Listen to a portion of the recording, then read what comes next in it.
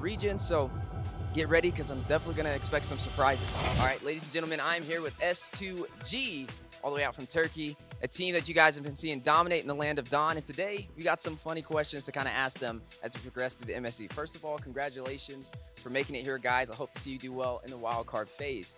These questions are going to catch you off guard. They're not the normal type of questions you're used to hearing, but let's see what your answers are. If there was a zombie apocalypse and one player lasted on your team as the last one alive, who would it be? Bence net Kazı. Şili kalır. Kazı bilmiyorum. Ben Şili diyorum. Bence Şili kalır. Kanka bence ben olurdum, kaçardım. Sen direkt ölüyordun. Mantıklı Şili'nin kalır. Tamam bir karar Ben bir ver. karar verdim. Tamam ben Kazı. Şili'den yanım. Kazı. Ben de kazı diyorum. Kazı. Kazu? Yeah. Why? Niye çıktın? Because he can always escape from team fights. All right, next question.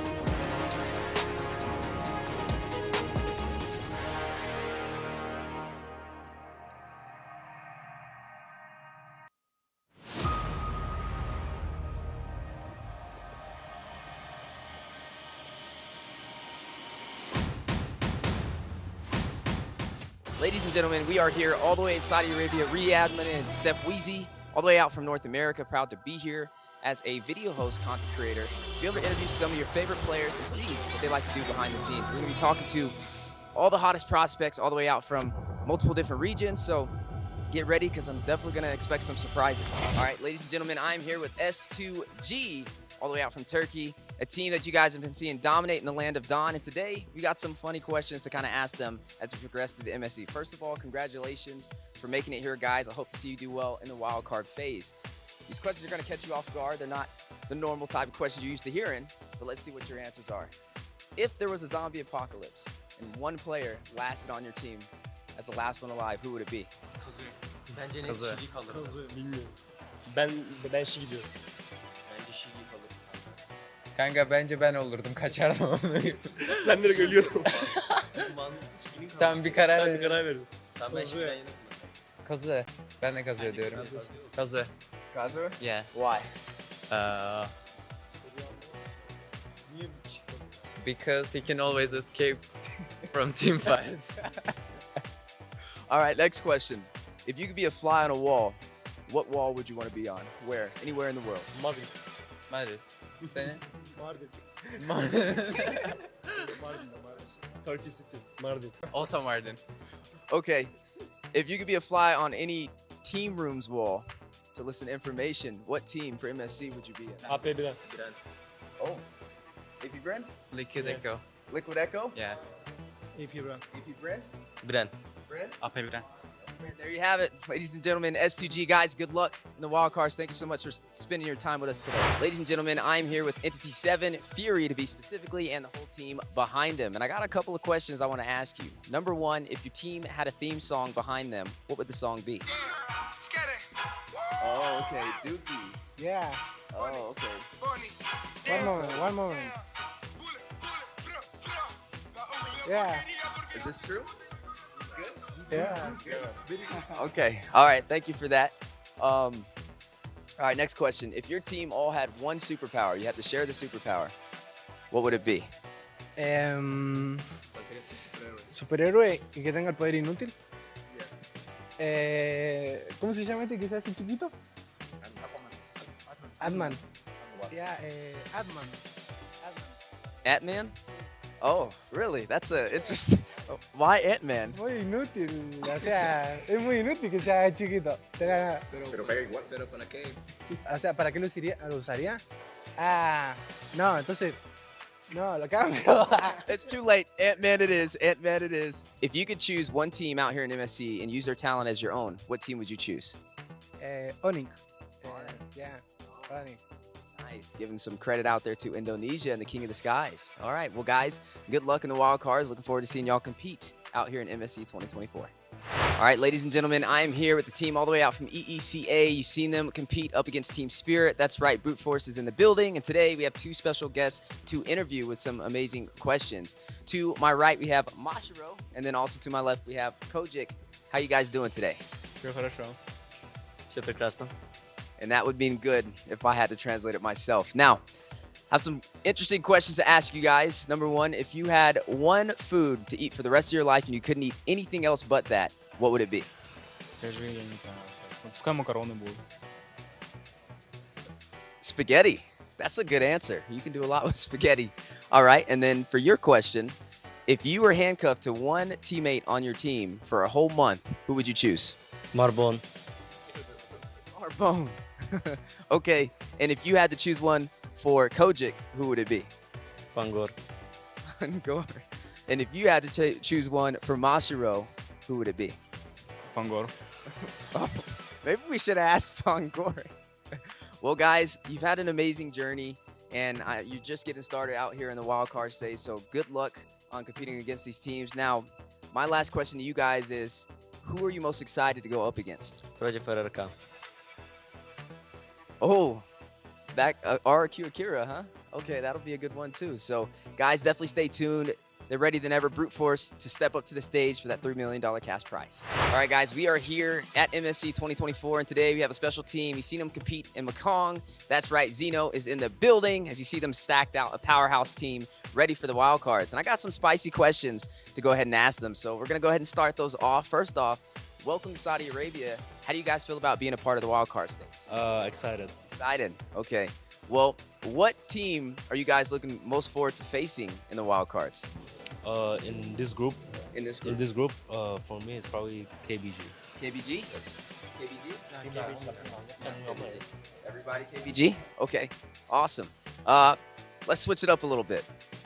If you guys had to pick one animal and you could only use that animal's sounds to communicate in game, what would it be?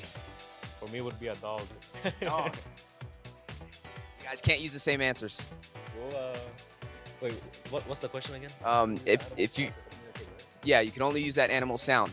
Cat. A cat. Cat. Chicken. Chicken. Oh, that would be a fun one to see. All right.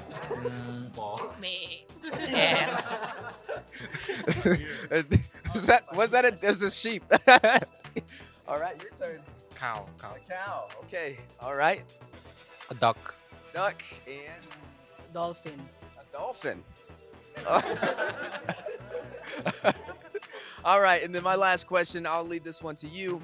If you had one word to describe your team, what would it be? Playful. Playful. Well, there you have it, ladies and gentlemen. That is Zeno. You've seen them in Mekong, and now you're going to see them in the wild card stage. Guys, good luck on your journey. All right, ladies and gentlemen, we are here with T2K out here in MSC 2024, and today we got some amazing questions right before the wild card stage. Starting off with, how you guys doing today? Great. Great. If you guys would describe your team in one word, what would it be? I feel like we're pretty strong. Okay. Learning. Learning. I like it. Describe. One word describe our team. Going strong. Strong. Okay. The dark horse. The dark horse. Ooh, that's a good one. You got Support team. support team? Okay. Team support. Okay. All right. Well, guys, out here in MSC 2024, there's a lot of teams that you're going to be going up against. Who are you most excited to face? Probably Zon and Udil Oh, okay. from Homeboys. Homeboys. You have a team? Homeboys. Homeboys. Okay. If you guys could switch to your talent with one team, any team here, and take it for your own, who would it be? Onyx. Onyx. I get that a lot. Everybody wants to take Onyx skill. Well, you guys might have the chance to face them. Okay, guys. Through MSC 2024, if you're able to make that first place and get that $1 million cash prize, what would you spend it on? Sports car. Sports car. Oh, okay. All right. Save it for future. Save it for the future. Smart man. Smart. Probably buy a house. Buy a house. I like it. Spend some and invest some. Spend some and invest some.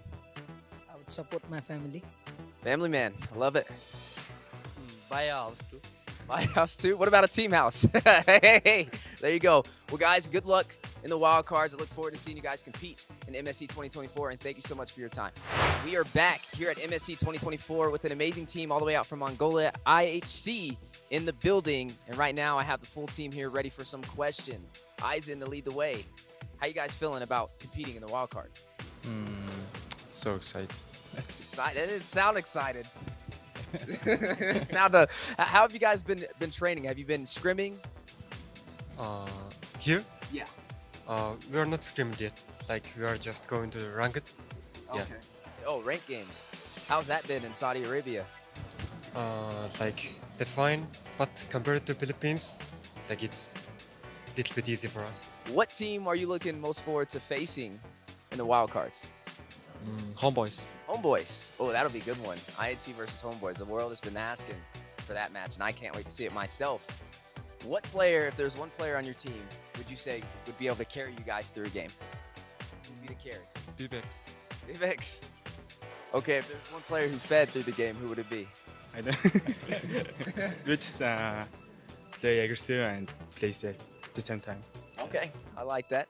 Now, if you guys could trade your talent with one team, if you could take their skill and make it your own, any team out here in MSC 2024, who would it be? Onyx. Everybody says Onyx. Wow, that's a major surprise today. Well, guys, I'm excited to see y'all compete. If you guys do place first place for that $1 million cash prize, what would you spend the money on? To invest or saving. Oh, I would save the money. save the money. Smart. $1 million. I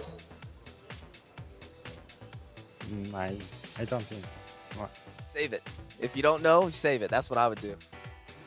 I would open my restaurant, Oh, a restaurant. What kind of restaurant? like with good food. So you're a cook. You cook? Nice. Okay, so if there was a chef on the team, I guess we know who that would be, huh? Okay, and what about you? If you had $1 million from winning this cash prize for MSC 2024 first place, what would you spend it on? For me, I'm not thinking about the money. I'm thinking about we should win. We should win first. Yeah, like I'm thinking about win. Oh, I like it. His mind's in the right place. And last but not least, what would you spend your $1 million cash prize on? Maybe travel. Travel. Where would be the first place you'd go? Japan. Japan? Do you know like specifically where? No. Tokyo? Yeah. Oh, there we go. All right. Well, ladies and gentlemen, this is IHC. I appreciate you guys taking your time with us today. Good luck in the wild cards, and I can't wait to see you guys face off against hopefully homeboys and see which way that goes. Ladies and gentlemen, I'm here with Keep Best Gaming all the way out from China, ready to dominate in the wild cards for MSC 2024. We got some spicy questions to ask them before they step into the land of dawn. Number one, how are you guys feeling about stepping into the wild card? How do you feel about being here in Saudi Arabia? For me, in wildcard, just normal because this my second time Second time. in wildcard. Oh, confident. Okay, if you guys had one word to describe your team, what would that be? Strong. 团结 Teamwork. Okay.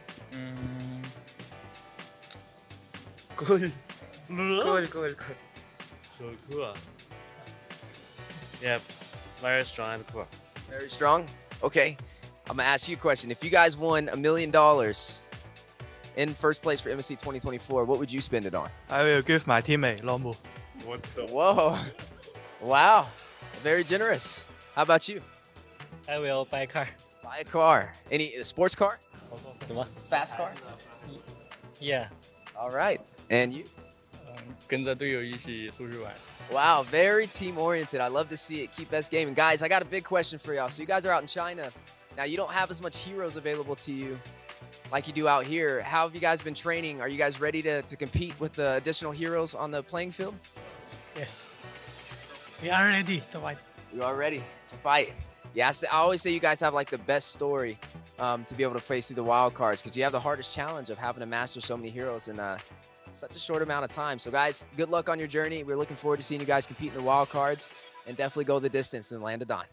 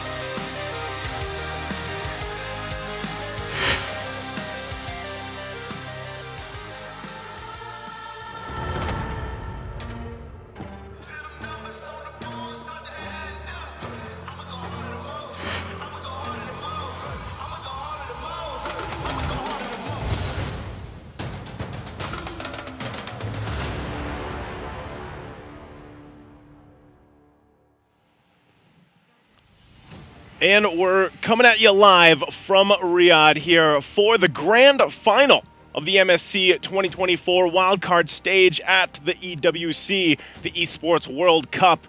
And it's come down to this after 2 fast days of action-packed games. We have 2 teams that went 3-0, and they found themselves in the grand final. What is up, guys? I'm Naisu, joined here on the desk with Mirko this time around. Mirko, it's been a minute, man. It's been a minute. According to the building, right? A minute to the building is like a few days, a few weeks, I feel. And yeah, it's been a minute, according to your time. You know, for me, it's been, I think, a full week since we've last casted together. But yeah, glad to be back on the desk together with you to bring you guys the grand finals. Like you mentioned, both of these teams were undefeated in their groups. Group A, Group B.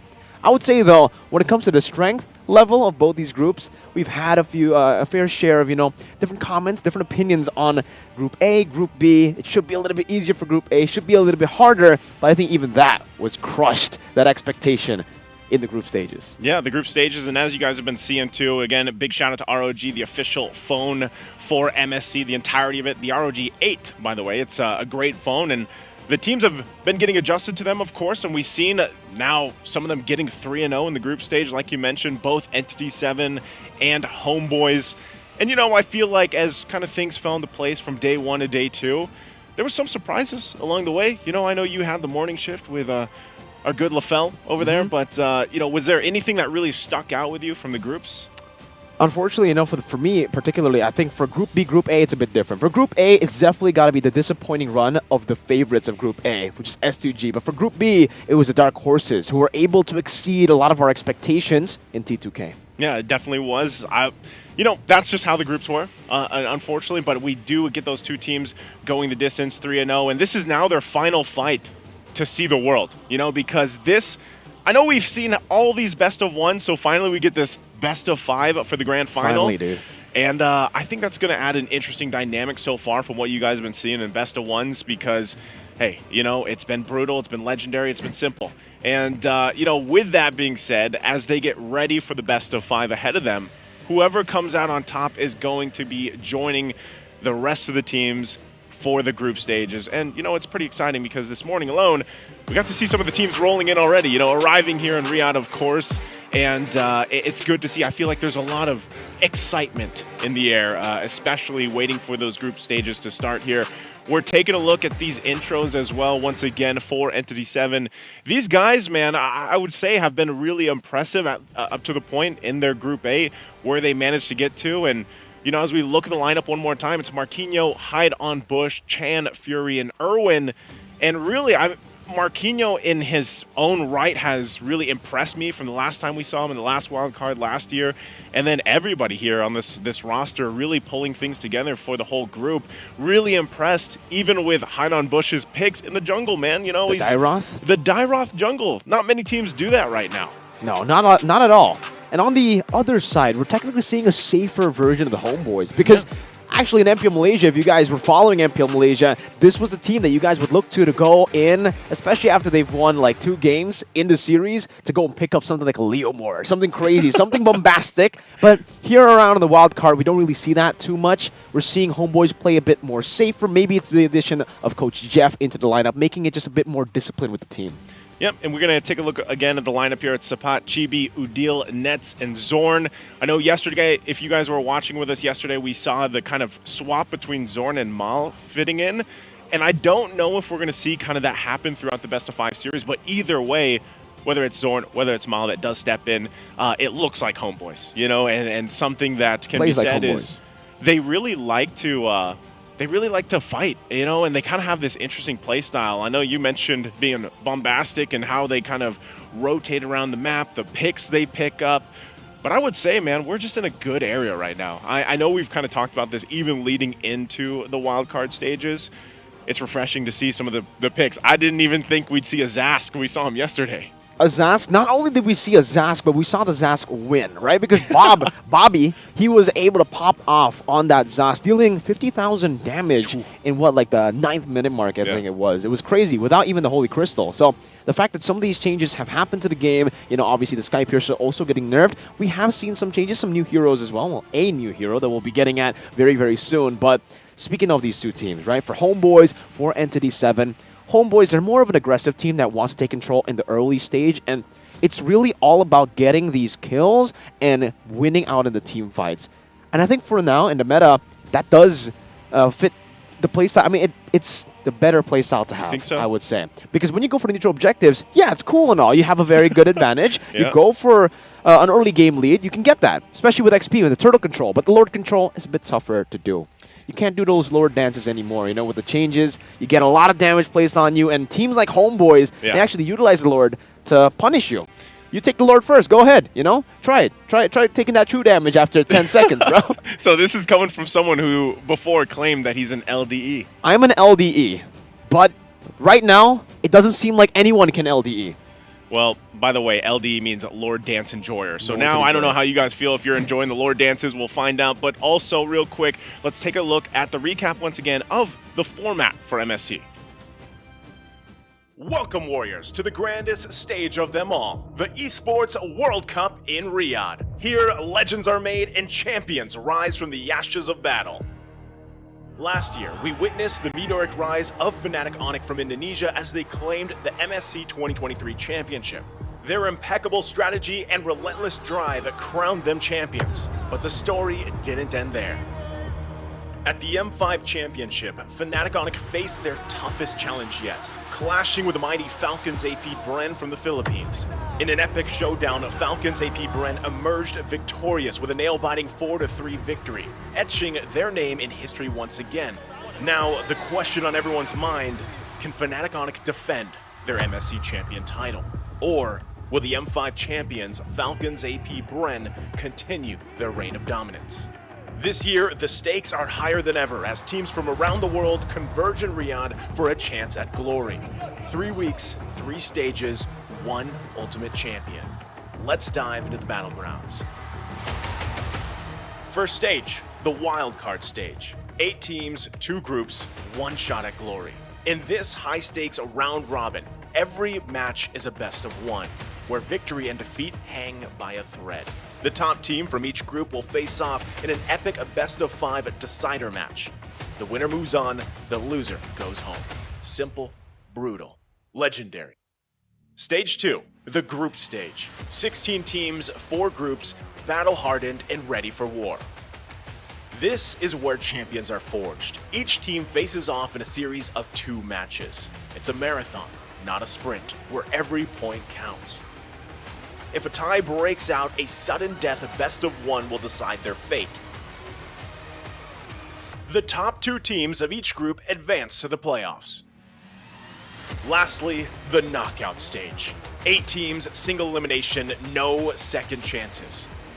The quarterfinals and semifinals are grueling best-of-5 matches, testing every ounce of skill and strategy.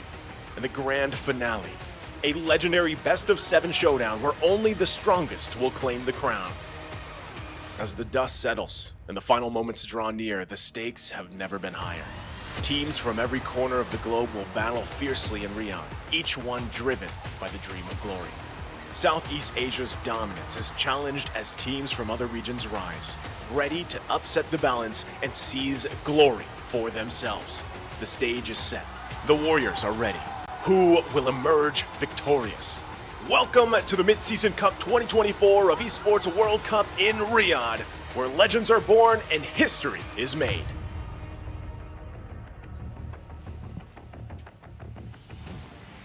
The stage is set. The Warriors are ready. Who will be victorious? I don't know, you know? You sound a whole lot like that voiceover dude that did the, Yeah. format video, man. Yeah, you've been hearing a lot of me, and I feel like you've been seeing a lot of someone that resembles you, man. Yeah, that reporter dude, right? The reporter guy. Probably. Not Steph Weezy, but, Yeah, Steph Weezy, reporter guy, the reporter guy, I think he lost his luggage, actually. He did. The reporter dude. I hope he gets it back in time, of course, before the group stage, because that's what's at stake here. For Exactly. these 2 teams, of course, for Entity 7 and for Homeboys. And it comes down to really who's able to take this. I feel like the meta that's forming, I don't know if you guys can agree with this, you guys watching in the comment section, how you're feeling about the current meta, because we know that it could change also as well. We saw this last time, right? Because from wildcards last time to the group stage last time when we had M5, they did have some changes. You can take a look at some of the changes we had with the recent patch update, and, it's been interesting. Juicin', by the way, is not going to be available. Is that right? Say that again? Juicin'. Juicin'? I think it's supposed to be Juicin'. Juicin'. Yeah. Juicin'? Juicin'? Close enough, man, right? But we do have the Zask as well. Can you pronounce Zask? Zask. There you go. You got it, man. So the attributes have been changed a bit there, but the new effect, I think the biggest change has got to be huge. The new effect on the Lord. When aggro, increase physical penetration by 10% per second, and it stacks up to 10 times. So That's 100%, man. that's 100%. That's true damage. Yeah, that hurts. That's why we were talking earlier about, me being an LDE. I love seeing the Lord dances. I love seeing teams pull off crazy Lord dances, especially with, these forced errors placed on the map with some slow pushes in the bottom side. But it's a bit different now. you're really gonna have to try to commit onto it. You have to go for a pickoff, maybe a fight. And I think we did see Brute Force actually try to pull off something of the sorts. They were able to go with Fangor and the Hilda up against T2K. If you guys remember game number 1 or game number 2 yesterday, where they went in for the skirmish in the mid lane to distract them so that they can get the Lord. And I think that's, like, even if you guys probably have been testing this out, of course, in your own games, but even the Fredrins, right? The Fredrins, there's a reason why Fredrin, he's not at the top of the ladder anymore. Guys, like, this is a welcome change, by the way, I feel like, for a lot of people, because Fredrin was just first pick priority. It was like 99% contention rate, so he even struggles. But, you know, again, for everybody watching out there, the MSC preview event has now started in-game, so make sure you guys go ahead and join that until July 16. You can grab a 20% discount. This unlocks a ton of stuff for you guys. We also have the MSC support chest going on, the old MSC skins even coming back here, and also just a new skin for Vexana or Valentina, so make sure you guys check that out. We have more, the battles within. Oh, obviously, and you guys can go and check out the new Soul Vessel skin series, because there are 2 new skins, with Amon getting the Vessel of Deceit and Hanabi, my personal favorite hero, that's a lie, Vessel of Rage, are slated for a stunning reveal. So don't miss out and go and check it out on the 7th of July. All the Hanabi mains out there are wondering why. They just, I mean, like... Why, Mirko? Why? There's a reason we don't see this hero in the competitive stage. It's because it's too good. You see how I played with it? Expect the unexpected. Expect the unexpected. The hidden power level of Hanabi. Maybe with the new, the new skin, maybe she does pop up. I feel like at this point, guys, honestly, when we get to the group stage and even the knockout stage for the mid-season cup here, I think we are going to be surprised at some of the picks coming out already. We already have been for the wildcard stage. Zosk. And if you guys have been watching other, MLBB competitions around the world leading into this, you know that it is a very different kind of environment that we're used to seeing. And so far from asking people their opinions on the current meta and everything, like, they're pretty happy about it. This change was welcomed, I feel like. Yeah. Maybe for some of you guys out there, the tank mains, and I'm sure the people that had to deal with the Sky Piercer when it was first released weren't too happy. Although we could still probably bump up the cost of Sky Piercer. I'm just saying. I agree. 1,500 gold. I don't know about that. Yeah, we were talking about it like the whole time while we were casting, right, for Sky Piercer. How do we change this item? Because the 6%, they changed it down to 4%, and we did see the impact of that, right? You're not able to get those early kills as fast as you were able to before, but still, the cost on that. Even the Hilda, as a roamer, that actually lost in the early game yesterday by Fangor when he played, again, Brute Force, up against T2K. He lost. He died first blood and was still able to pick up the Sky Piercer very, very early in the game, utilizing that to 1v1 Yahiko's lane a couple of times and forcing him out of these team fights. So, Sky Piercer, for sure, when these roamers can get that, especially the gold laners, they'll be able to farm and get it maybe in like the first 3-4 minutes, like especially the Roger. I think we've been seeing a lot of Roger work out in the jungle, and it's because of the Sky Piercer. Yeah. Not only the Sky Piercer, because we've seen different builds as well, like the War Axe on the Roger. Yep. And he's been able to fully utilize that too. I think it's just interesting, because Sky Piercer is going to be an item of discussion for this whole mid-season cup, I really feel like, and even Roger. But we are going to be taking a very short break, about 2 minutes or so, before we get ready to head into this matchup. So sit tight. We'll be back after this.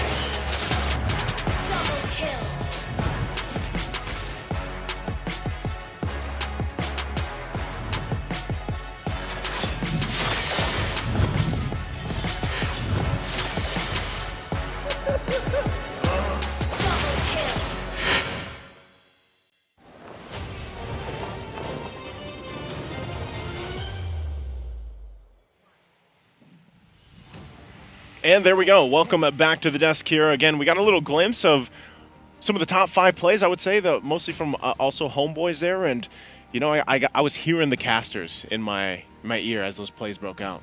I wasn't. You Did we weren't? get like different clips there? You know, I was imagining it. You were imagining it. Yeah, I could feel it. Yeah, I mean, I could definitely see it right earlier as well. Those team fights, we got some legendary calls there with the Maniacs that Yeah. Yahiko got as well, but we got a comparison for both junglers. You know, for both of these junglers here, I think this is a good way to put it. As we talked about leading into this, Haidon Bush so far for a lot of his stats are more towards, you know, these objectives like we mentioned. But I think when you talk about Chibi and homeboys in general, they just want to fight. They want to duke it out. They want to go for it. You know, they're very aggressive in the playstyle they have, especially when they get a lead. That's something that Homeboys is very well known for. And even looking at the hero pool, I mean, yeah, you saw the Dairoth jungle from Haidon Bush. You saw the Julians. But so far, it's been about the Rogers and the Lings. You know, I don't know how much this ends up changing as we get further into the mid-season cup. But right now, Roger, Ling seem to be the big priority for any of these teams so far. And so, you know, obviously when you get the snowball going on either of those heroes plus the Warcry emblem, that really helps the snowball potential. And that's why you also saw earlier, the average time for Homeboys was like, what, under 14 minutes, I think it was? 13 minutes compared to 19 minutes for E7. So already there, it's a little bit different. For E7, they really like to go with maybe... It's an early game composition, but in the goal lane, they play with the weak side goal laner that scales up to the later stage. Meanwhile, for Homeboys, it's been, let's fight. Let's fight. Let's find out. Hull. We are going to be taking a look at a video here to lead us into the draft. Let's see what our reporter has to say.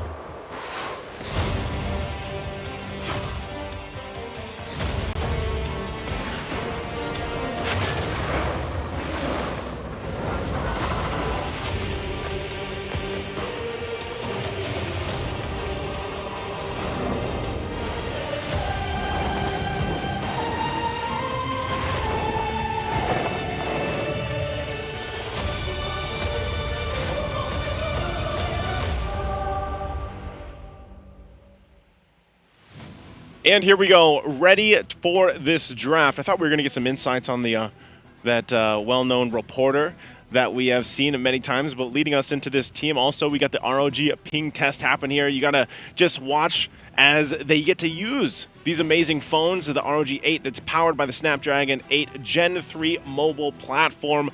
Asus ROG is the official gaming phone of MSC 2024. And, you know, I've had the chance to go ahead and play on these amazing devices, and I will say that I feel like I get a little bit better, you know, just playing on that ROG phone.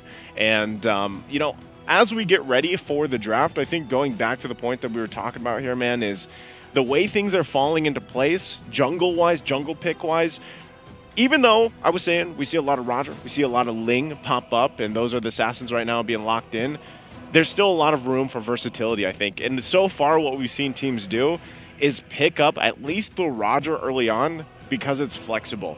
So I think it's still the same sense of when we had the previous patch where you always had one pick that could possibly be flexed. You know, if that was flexed into the Roam, if that was flexed into the XP. I mean, think about when Arlott first came out. Yep. He went to like 4 different lanes, you know? So right now with Roger, he's usually picked up and you decide, is it going to the gold lane? Is it going to the jungle? We'll find out, though, as we jump into the draft here for game number 1 in the best of 5 here for the grand final of the wild card.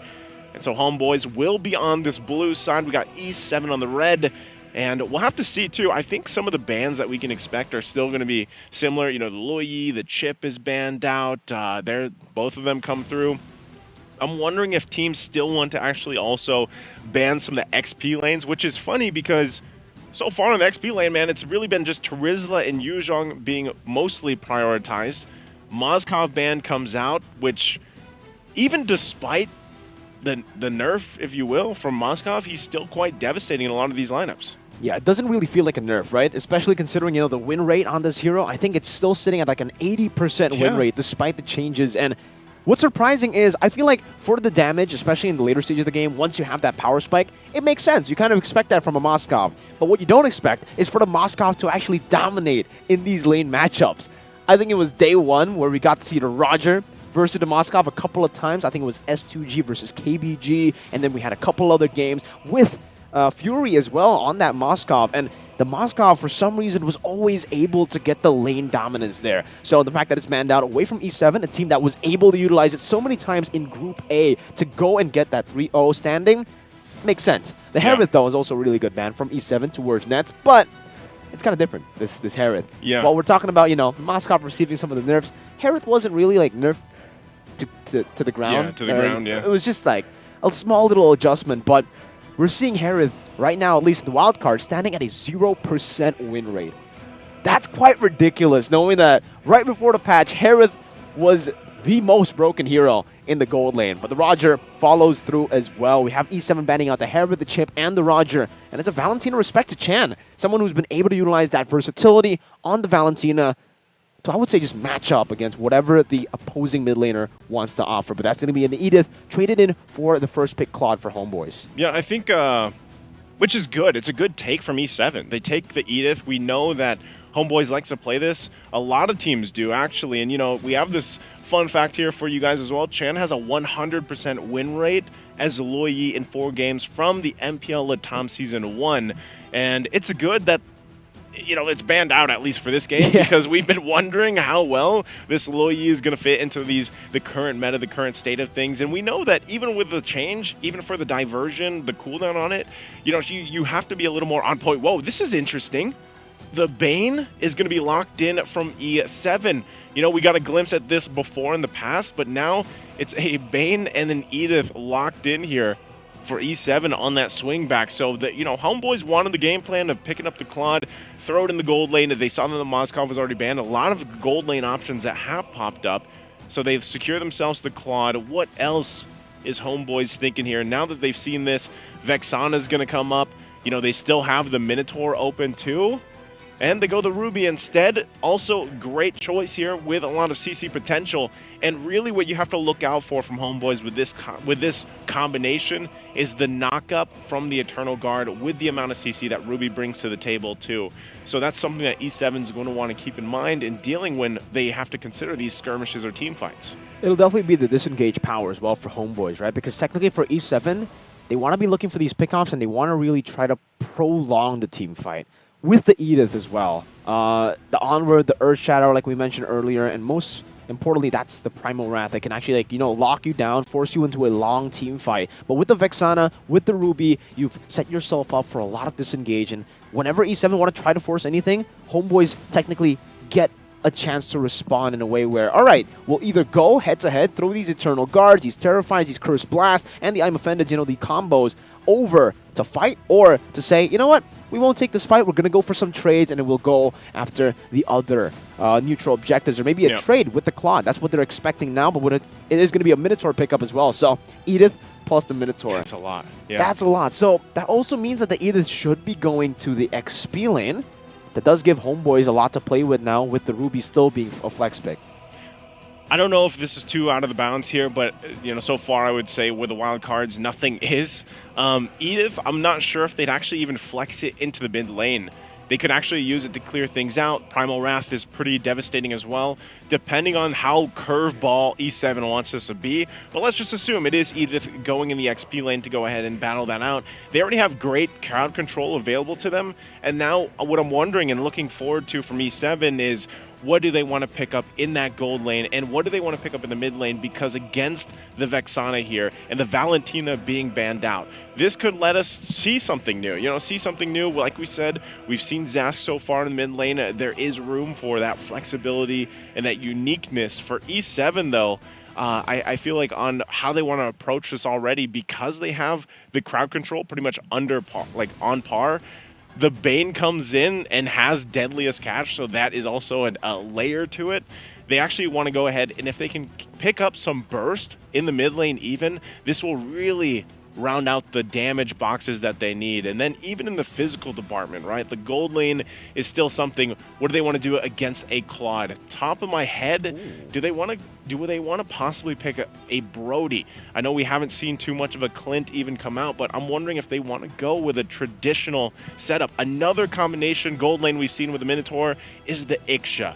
Iksha with a Skypiercer, even with the nerf, could actually end up being pretty devastating depending on how the setups come through with the lineup that E7 has. I mean, right, it's great. You're seeing all these different heroes like the Iksha, the Brody, to be comboed in together with the Minotaur and the Edith. But just yesterday, it was Homeboys who comboed in the Minotaur together with a Minsathar in the gold lane, dude. So, you know, Lafel called it the King's Fury. Maybe we get a chance to see the King's Fury again. But at this point, you know, Chen really won't be enjoying this game, it seems, because 3 bans, well, 2 bans in the last phase, another 2 bans in the first phase. That makes it a total of 4 bans have been sent by Homeboys to E7's way.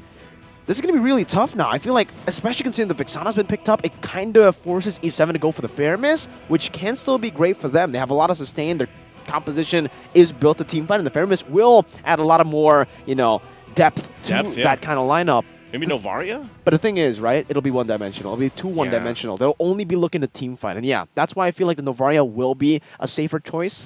But now considering, you know, some of these assassins are meta again, the Lings, the Nolans even, and that's something that's actually really interesting for Homeboys. The fact that for Chibi, Nolan has been the prio assassin for the longest time for Chibi, and we don't get to see that at all in the wild card, at least for the group stages. Maybe now Homeboys decide to pick it up, but E7, they go for the carry first. They want to try to hide that last pick for Chan. Maybe it is a Novaria, or maybe it is a safer pick like the Ferrum but it does, you know, kind of force them to play it a little bit more one-dimensionally, just going for these team fights and skirmishes all around the map. I think it's, you also just play the fact that you have a Bane, right? For the most part, he can actually be pretty good when it comes to these objectives. And again, going on the stats that we saw, E7 likes to go for these turtles and these Lords. Yeah, that's going to be a Joy locked in so far for Homeboys and an Akai. Whoa. Okay, interesting. We don't see Joy often right now, but you know, this could be an interesting thing. This is going to be the first pick for the wild cards, at least, that we get to see Joy.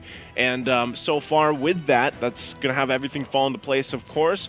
So this last pick for E7, mid lane options, Novaria is probably the safest, unless N87 wants to bring out a curveball at this point. It is game 1, you know, so if you're going to go ahead and test something out, you could, because you still have that, you know, best of 5 that these teams are going to be duking it out for. With that, too, for Homeboys, the lineup that they have a ton of crowd control themselves. You know, they can lock down just using the Ruby alone and the Eternal Guard, like I talked about. And the damage, I mean, even from a Joy, provides good enough magic damage to work with that pick for the Vexana here. So, wow, Nana. Okay. I wasn't expecting the Nana pick. This is, you know, thinking Novaria would come through, but instead it's going to be the Nana for Chan. So, all right. Interesting pick. This is a whole lot of just, you know, when you land that Deadly Catcher, you get the setup and you just drop down Molina Blitz. Like, you're just going for the big damn zone. That's what you're going for here. I mean, you said it earlier, right, Iso? If they want to try to utilize game number 1 as kind of like a read or maybe some kind of like experiment game, then yeah, I mean, it's a best of 5. This is the first best of 5 in the wild card stage. They're very used to playing the best of 1s, and maybe because they're used to it, they're acting as if, you know, that game number 1 is more of the best of 1. We're just going to try to utilize this as either a game to try to read out some of the bans that they're prepared for, or to just go with some curveballs like the Nana pick. Well, wild pick or not, it's the last game, the last match, rather, for the wildcard stage here at the Mid-Season Cup. One of these teams wants to start off by locking in their slot on the group stage to see the world. Will it be Homeboys? Or will it be Entity 7? Let us know in the chat as well which team you're supporting here, as this is the first game in this best of 5. And they want to get off to a great start, both of these teams. And with the lineups that they have, taking a look at the emblems here, that's more or less the same of, you know, what we're used to seeing anyway. No new emblems being brought up for these lineups. But we'll have to pay attention to some of these early rotations, especially as we see a lot of teams, if they get first blood or let's say even a double kill early on before the first turtle, they tend to really dominate, you know, this early portion of the game. So, you know, with that too, nothing out of the ordinary sticking out for those first items being locked in. Already too, I want to see exactly if any of these lineups decide to utilize the Skypiercer, because we've been talking about that for so long. And, you know, with the difference of even junglers, you know, Bane, actually look how much attention is going to be put on here. They know he's not on that side of the map, but GB also has the support of the team here. They go for retreats. Whoa, the turf fight connects onto the back, and now it's going to be Chan caught. Still able to flick around as Erwin is able to disengage. Chibi diving deep into enemy lines to pick up first blood, and he gets out as well of that Earth Shatter. Quick pace by Homeboys. Okay, already off to a good start. Like I was saying, you know, whatever team starts on that first blood route, they're going to go for it and start the momentum building already. So at this point, they get that, they kind of work around this, and leading into the first turtle, the fact that you have that one kill already on Chibi, it gives him this kind of confidence, this advantage that he can work with against Hide Bush. So for Entity 7, they're going to have to be able to answer back to that. They don't want to let things get out of hand already this early on, especially with the lineup that Homeboys has. So they'll go ahead and get this kind of under control at this point. Nothing too crazy, but Homeboys will start up this first turtle of the game. They get this area to work with, and now let's see. Entity 7, they want to make their way. And that's up top as well, just using the Blazing Duet. Now it's going to be Defiant. Oh, Suppot looking forward. Dora Wolf King. Now it's going to be his Fury, knocking 2 members up. But GP is still doing a lot of damage onto Marquinhos. But the deadly catch catches Soren, and now it's going to be Hide Bush to take on the kill. A trade on the other side of that turtle pit, as it's just going to be 1-for-1. But Homeboys do get one more trade on. It's the turtle, a neutral objective, and it's a first item. Skypiercer. Chibi, an SPA, a Skypiercer abuser. He's going to pick that up already. And that was the question I had. You know, which teams would actually be able to utilize the Skypiercer first, or even better? And Chibi picks it up right away. He's already pumping out the damage like we saw earlier against Chen. And now that it is a Skypiercer, it gets a little more scary to work around with. And again, as we get through the Mid-Season Cup, make sure you guys grab your MSC pass. Join in on all the events in-game. And going back to this again, you know, first items, nothing too crazy just yet. It's only that Skypiercer. Oh, Udo flickers forward, goes for the turf fight, but gets caught by the deadly catch, and the Molina Blitz almost takes them down, forcing Zorn to go for the heavy spin. It's a good Eternal Guard to knock 2 members up, but there are no kills traded. Not here in the 3rd minute. Already both teams, though, showing how much action they can provide on the map. I was surprised that amount of damage that comes through. Was that just all the deadliest catch that actually pumped out the damage? That's scary. I think Molina as well. I think it was a boomerang, Was it the boomerang? Okay. I mean, yeah, Chan's Molina Blitz is down. So, I mean, that was just a surprising amount of burst damage. So, even given how Homeboys started this, Entity 7 looks like they have enough in the tank to go ahead and fight. First item going to be locked in for Hide Bush. Does get that Hunter Strike now available. You can see Chibi's doing a pretty good job at just kind of farming and staying a little bit ahead in terms of XP against Hide Bush. And I think the big thing about this, Zorn should be fine from this. Yeah, he's just going to poke this in and out.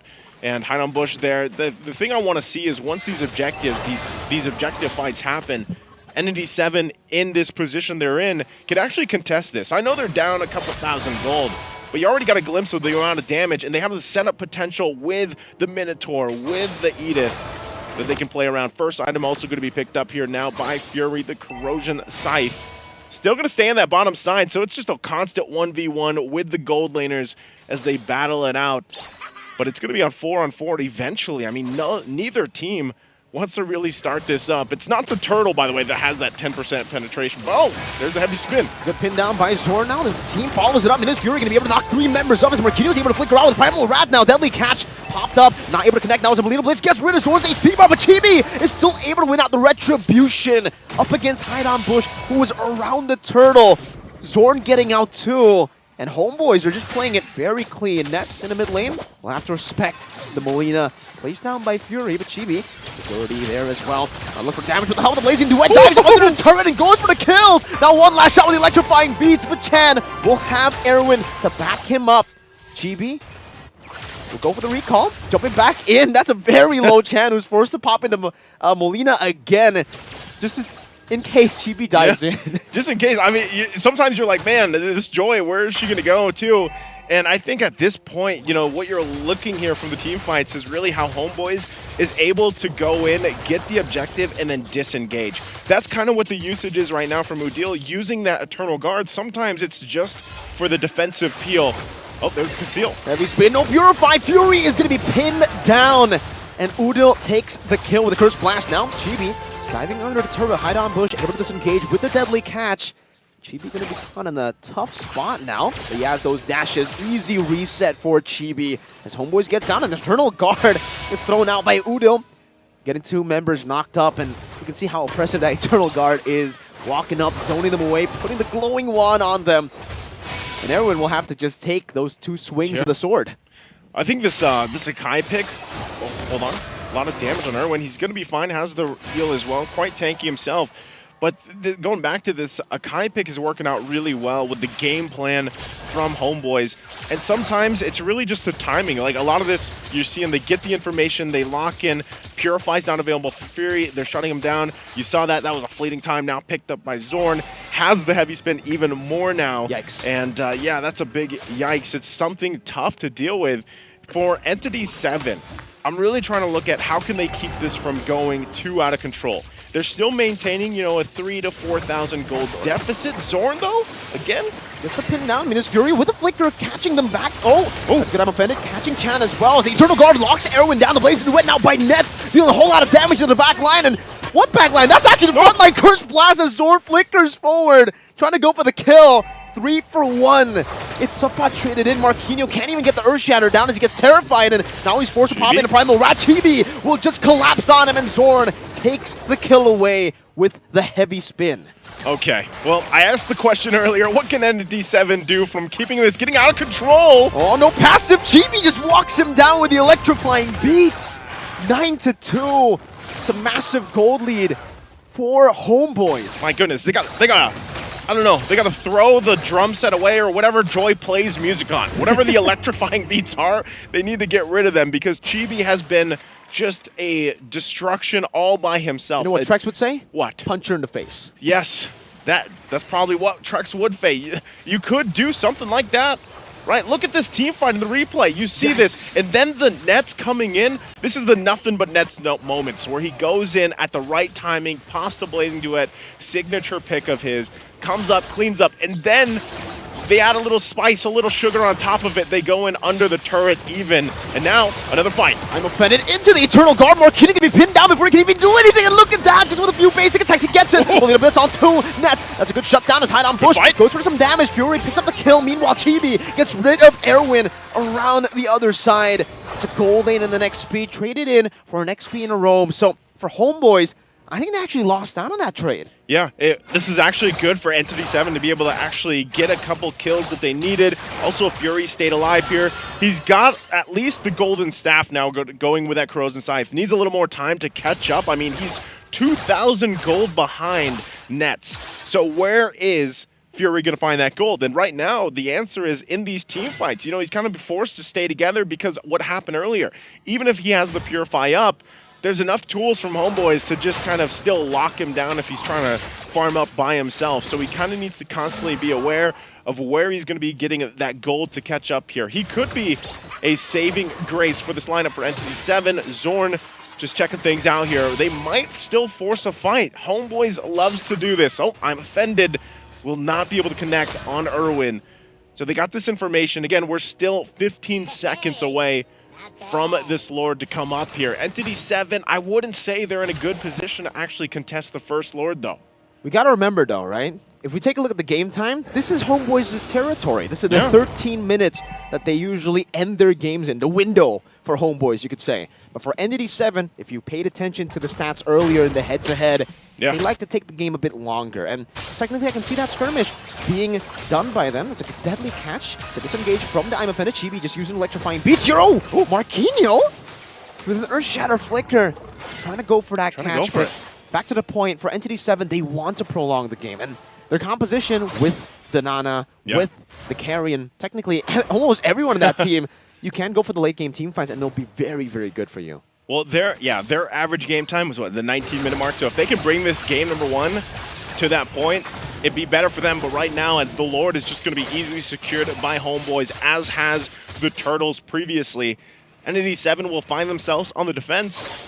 And as we get a glimpse at the items falling into place here, before that, Nets will be fine, it looks like. So, again, still time-wise, Entity 7 needing to catch up nearly across the board in every lane in terms of itemization, at least for Chan with a Lightning Truncheon, and then you have the wings there. You know, you have enough damage, actually, with a Molina Blitz to be a threat, especially if you're able to combo it with that Deadliest Catch. You can see there, though, he still needs to climb. Bro. Interestingly enough, look at the damage out. I thought he'd be able to do more, but he just hasn't been able to land enough Molina Blitzes or just damage. Look at Udil, though. Yeah. Look at Udil's damage, you know? So, again, a little more defensive picked up here. The Flask of the Oasis now for Irwin. They're going to have to defend against this. It is that first Lord. They do use the Deadly Catch to clear it out. They get a Flicker out, too, from Udil. So that, for now, is going to work out. But even Sapat not able to go in unless he pops this Flicker. But so far, it looks like Homeboys will just go ahead and get these turret shields down. And there goes the Eternal Guard. Yeah, just a little bit of damage. Now, onward. Earth Shatter catching Sapat, bringing him back under the turret. Minus Fury as well. Now, Ness forced to use a Purify. That's a two-man pin down, but Arrow's going to be able to flick around. And Marquinhos will be taken out by the electrifying beats of Chibi. Just the 2 XP laners traded here in the 12th minute of the game. That's a BOD, by the way, for Hide on Bush. I think this is better for Entity 7 if they can just hold it down. Again, they need I would honestly say 6 to 8 minutes. They'll be in a better position to go ahead and deal with Homeboys. But as you're seeing, Homeboys is actually pressing the situation. Electrifying beats again, Chan. Okay. Wasn't able to get that Molina. Wasn't able to take him out under the turret to punish him. And Homeboys just are still playing it slow now. It's still the question of, like, how do we deal with Chibi? He hasn't died yet. He does that time and time again. Goes in, electrifying beats, pops some damage. And, you know, part of it, too, is just dealing enough for then the follow-up to come through from Nets. Like we've seen so far, it's almost like choreography at this point from Homeboys. But Zorn also doing his thing? Yeah, doing his thing. He knows there's probably someone over here from Entity 7, so they'll go ahead and just really, for Homeboys, they can't really cap out on anything just yet. Oh, this is interesting, right? Okay. So this is what I was wondering also with Chibi. He does have the Genius Wand, and so I think it works brilliantly. Oh, Zorn. Heavy spin. The Earth Shadow going to dodge away from with the Battle Mirror image in the back line. Don't let go look at Chibi. Again with the electrifying beast and taking Chan down. Everybody melting when he just gets deleted in the back. Marquinhos with the Primal Wrath and Fury. These basic attacks that are just so deceiving. That's the carry damage. You don't expect it, and then suddenly all of the hits. You get punched in the face. You get punched in the face. Chibi got punched in the face. That was a bit more brutal, to be fair. That wasn't like a punch. That was a kick. That was okay. That was a kick in the face. I don't. You know, Chibi. A head kick. Yeah, Chibi thought he was okay, and then he's like, "Oh wait, hold on. What happened? What happened?" And I was gonna go into the point where he has the Genius Wand, which actually works really well with Udil, and why they can follow up. But man, talk about just a clap back from Entity 7 in that last fight. So with that, I would say Entity 7 is able to get enough kind of confidence in even dancing off with this Lord. Because like we mentioned earlier, guys, the Lord gets pretty devastating. Even at this one, the second one of the game, Chibi can't just sit there and deal with it. He's going to have to also rely on these other members from Homeboys to take that front. And if you look at Entity 7, they have a lot more tanky options to hold that Lord, to hold that front side of the Lord if they have to. So for Homeboys, they might find themselves in a bit of a difficult situation where then they have to decide, do we split push? We have a Claude. He's online. Nets has done this time and time again, you know, and on this specific hero. So that's something that ND7 might want to watch out for. Conceal going to be used. Zorn, but not going to be able to find anything. So they go and just might go ahead and set up for this Lord. Yeah. I think that's exactly what they want to do here, but they got to burst it down. They got to commit to it. If they take too much damage, these members aren't really tanky. And you can see from Homeboys, they're just going to go and shred it down. No problem whatsoever. Chibi even just jumping in. He is half HP though, so I think he has to be careful, and he will just use the electrifying beats for the minion waves. A good Lord take for Homeboys. But Entity 7, it almost feels like they know that they can't go for that. They can't contest it. but they can defend. They can defend. Actually, their clear is pretty good here, especially because they have a Nana. For instance, who also has the Divine Glaive locked in now. You also have Carry now locked in itemization-wise, already locked in the DHS, has the meter gold rose as well. So you have a little more defense to deal with some of the magic damage that's being pumped out, and that's been the main problem for Entity 7 against Homeboys. So they get ready for this Lord to push in. It's going to go ahead and get this charge off. See if they can defend their base. Oh, heavy spin already used up in the bottom lane as the Eternal Guard gets popped in and just zoned him in the way. TB in the back line just doing some damage. What? Fury assassinated by TB in the back. And now with the Eternal Guard munching on Erwin's HP bar, it will just be them completely wiped out. Everyone except for Chan. And they'll secure game number 1. My, oh my, on a second Lord. Homeboys said, yep, let's go, and they went. Taking out just Fury, one of the main members we were talking about leading into that, to be online and to fight for that defense.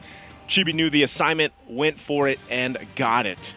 So that gives Homeboys that first step towards the direction of getting that spot in the group stage. Very strong game for them. Again, it took them a little bit longer than their average game time, but as we take a look at the highlights, you saw this joy, this first pick that we're seeing here in the midseason cup for the wildcard stage. It looks like it works out great. You just have to play around it, and then once you transition to mid to late game, you got to be a little more careful, going into the approach of some of these, but Chibi still played this very, very well. Moment. Yep, this is where he gets, he gets checked a little bit. Is this? Yeah, that was the damage from Marquinhos, by the way, with the Primal Wrath. So, again, he knew his job. He did it well. And the team follow up. Nets again, too. Nets on this Claude. They didn't have an answer for that, either. So just things really coming together for this game number 1 for Homeboys. Played their play style, played their composition really well. And I'm wondering how Entity 7 will adjust from this. We are going to take a quick break, though, before we get ready for game number 2. Sit tight. We'll be back.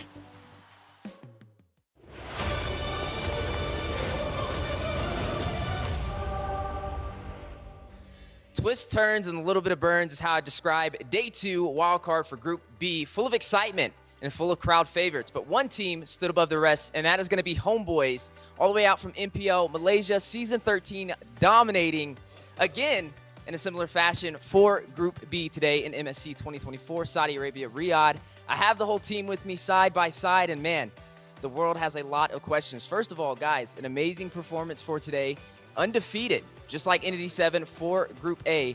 Is definitely going to be a hard match for you guys going forward. But for today, what was your guys' secret to success? How did you remain undefeated? I think we just trust each other and then focus discipline lah. Discipline and trust in each other. It definitely showcases in your gameplay.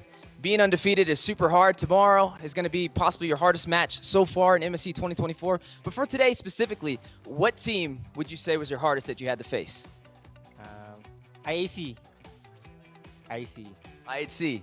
Yeah, they were definitely full of some challenges. You guys were a crowd favorite. I asked so many people out here in the venue who would be the #1 team out of Group B, and everybody said Homeboys. So I'm excited to see your performance tomorrow. I got a question for Chibi. I've seen a lot of the Ling gameplay out there. How do you feel about the new patch? Do you feel like it works more in your favor? Do you feel like it's easier for you or harder? I think it's not easier, not harder, but we need to take time for practice the new patch. Take time for practice on the new patch. It's definitely one of the most challenging things teams have to face, a new patch in a $3 million tournament. The pressure is higher than ever. Speaking of pressure, guys, tomorrow is another day, another story. It's not best of ones no more. It's the decider stage for a seat or a chance to make it into official group stage for MSC 2024. How do you guys feel about your competition in Entity 7? I think easy. Yeah. One word, easy. Do you feel the same, Chibi? No. We just respect the enemy lah. Respect the enemy. Well, I love to see it. Both of you guys are undefeated. You guys out of MPL Malaysia, short to SRG, but again, here being kings, dominating, not able to find a loss so far. Same thing with Entity 7. So the world is definitely going to be full of surprises watching for the decider stage to see who will earn that 16th spot. Guys, congratulations again for today. Undefeated, and I look forward to seeing your matches tomorrow. Thank you.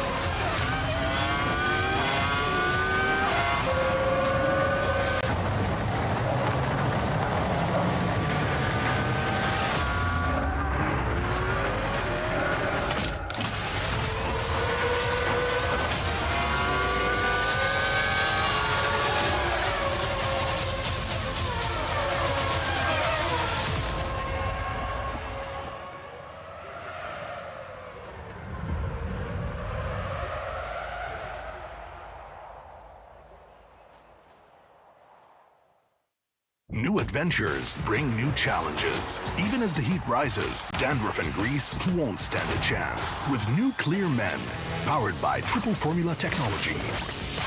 To eliminate dandruff, itch, and grease, gives you 8 hours of freshness and 100% dandruff-free hair.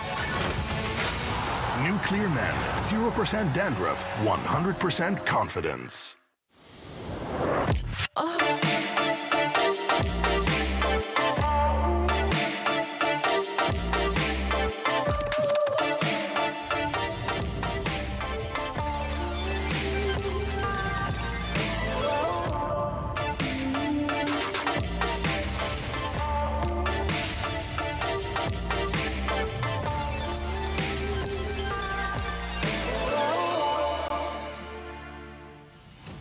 And we are back.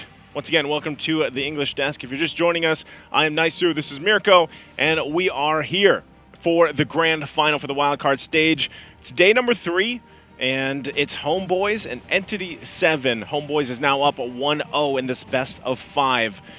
And I could say, man, after watching that first game, that was pretty tough for Entity 7. I think they have to really fix a lot of things if they want to not get swept here in the series. Yeah. I think definitely one of the big things that you can take from game number 1 was the fact that Chan was just not comfortable on the Nana pick. Because it was already surprising to us that we see the Nana. Maybe it's a pocket pick. Maybe it's something that they want to experiment on. But if you take a look at the entire draft, that was what Homeboys were preparing for. Yeah. They wanted him to be on a pick that he's not comfortable on. Sure, the Nana could work. I think in that game particularly, they had a lot of combos that could work. But the thing is, Homeboys, they banned 4 mages. So Chan was on their hit list, at least all the way in the draft. So I think for Entity 7, easy adaptation will be pick the mage in the first phase. Pick the mage in the first phase, yeah. I think that I agree there.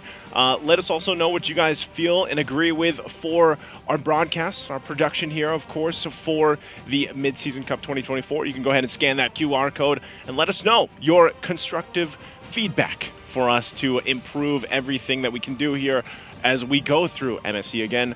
Wildcards after today. We have a couple days break, I think, while all the teams are now flying into Riyadh, and then we get to look forward to the group stage, which is going to be quite interesting, especially depending on which team locks this last slot in here from this matchup.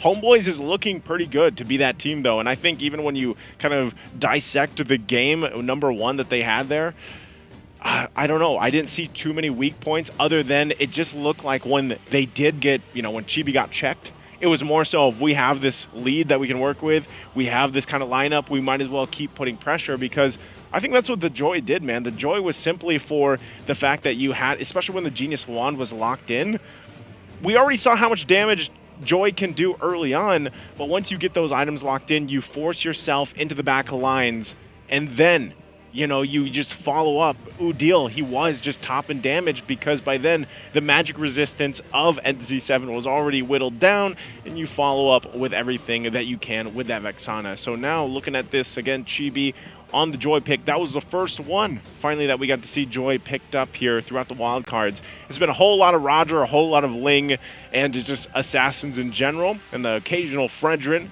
But now you see Joy, and I would say, for a lot of teams that want to play this kind of snowball, let's get the ball rolling early on, Joy is a good quality pick. I wonder what he sold, by the way, to get that immortality, right? Because I was actually going to mention in the game that it is a very glass cannon build that he went for. But in this game, 16 minutes, so a bit longer than the average duration for Homeboys victories. Usually it's 13 minutes and maybe like 14 max. But E7 were able to bring that out of Homeboys just through making the right decisions, I would say. Because even around the last Lord, I think it would be way riskier to go for the contest over that defense, right? Unfortunately, they weren't able to go and pull off the defense either, but I think they would have been able to had Chan gotten a better pick compared to the Nana in the early phase. So really got to give props to Homeboys here. They did their homework.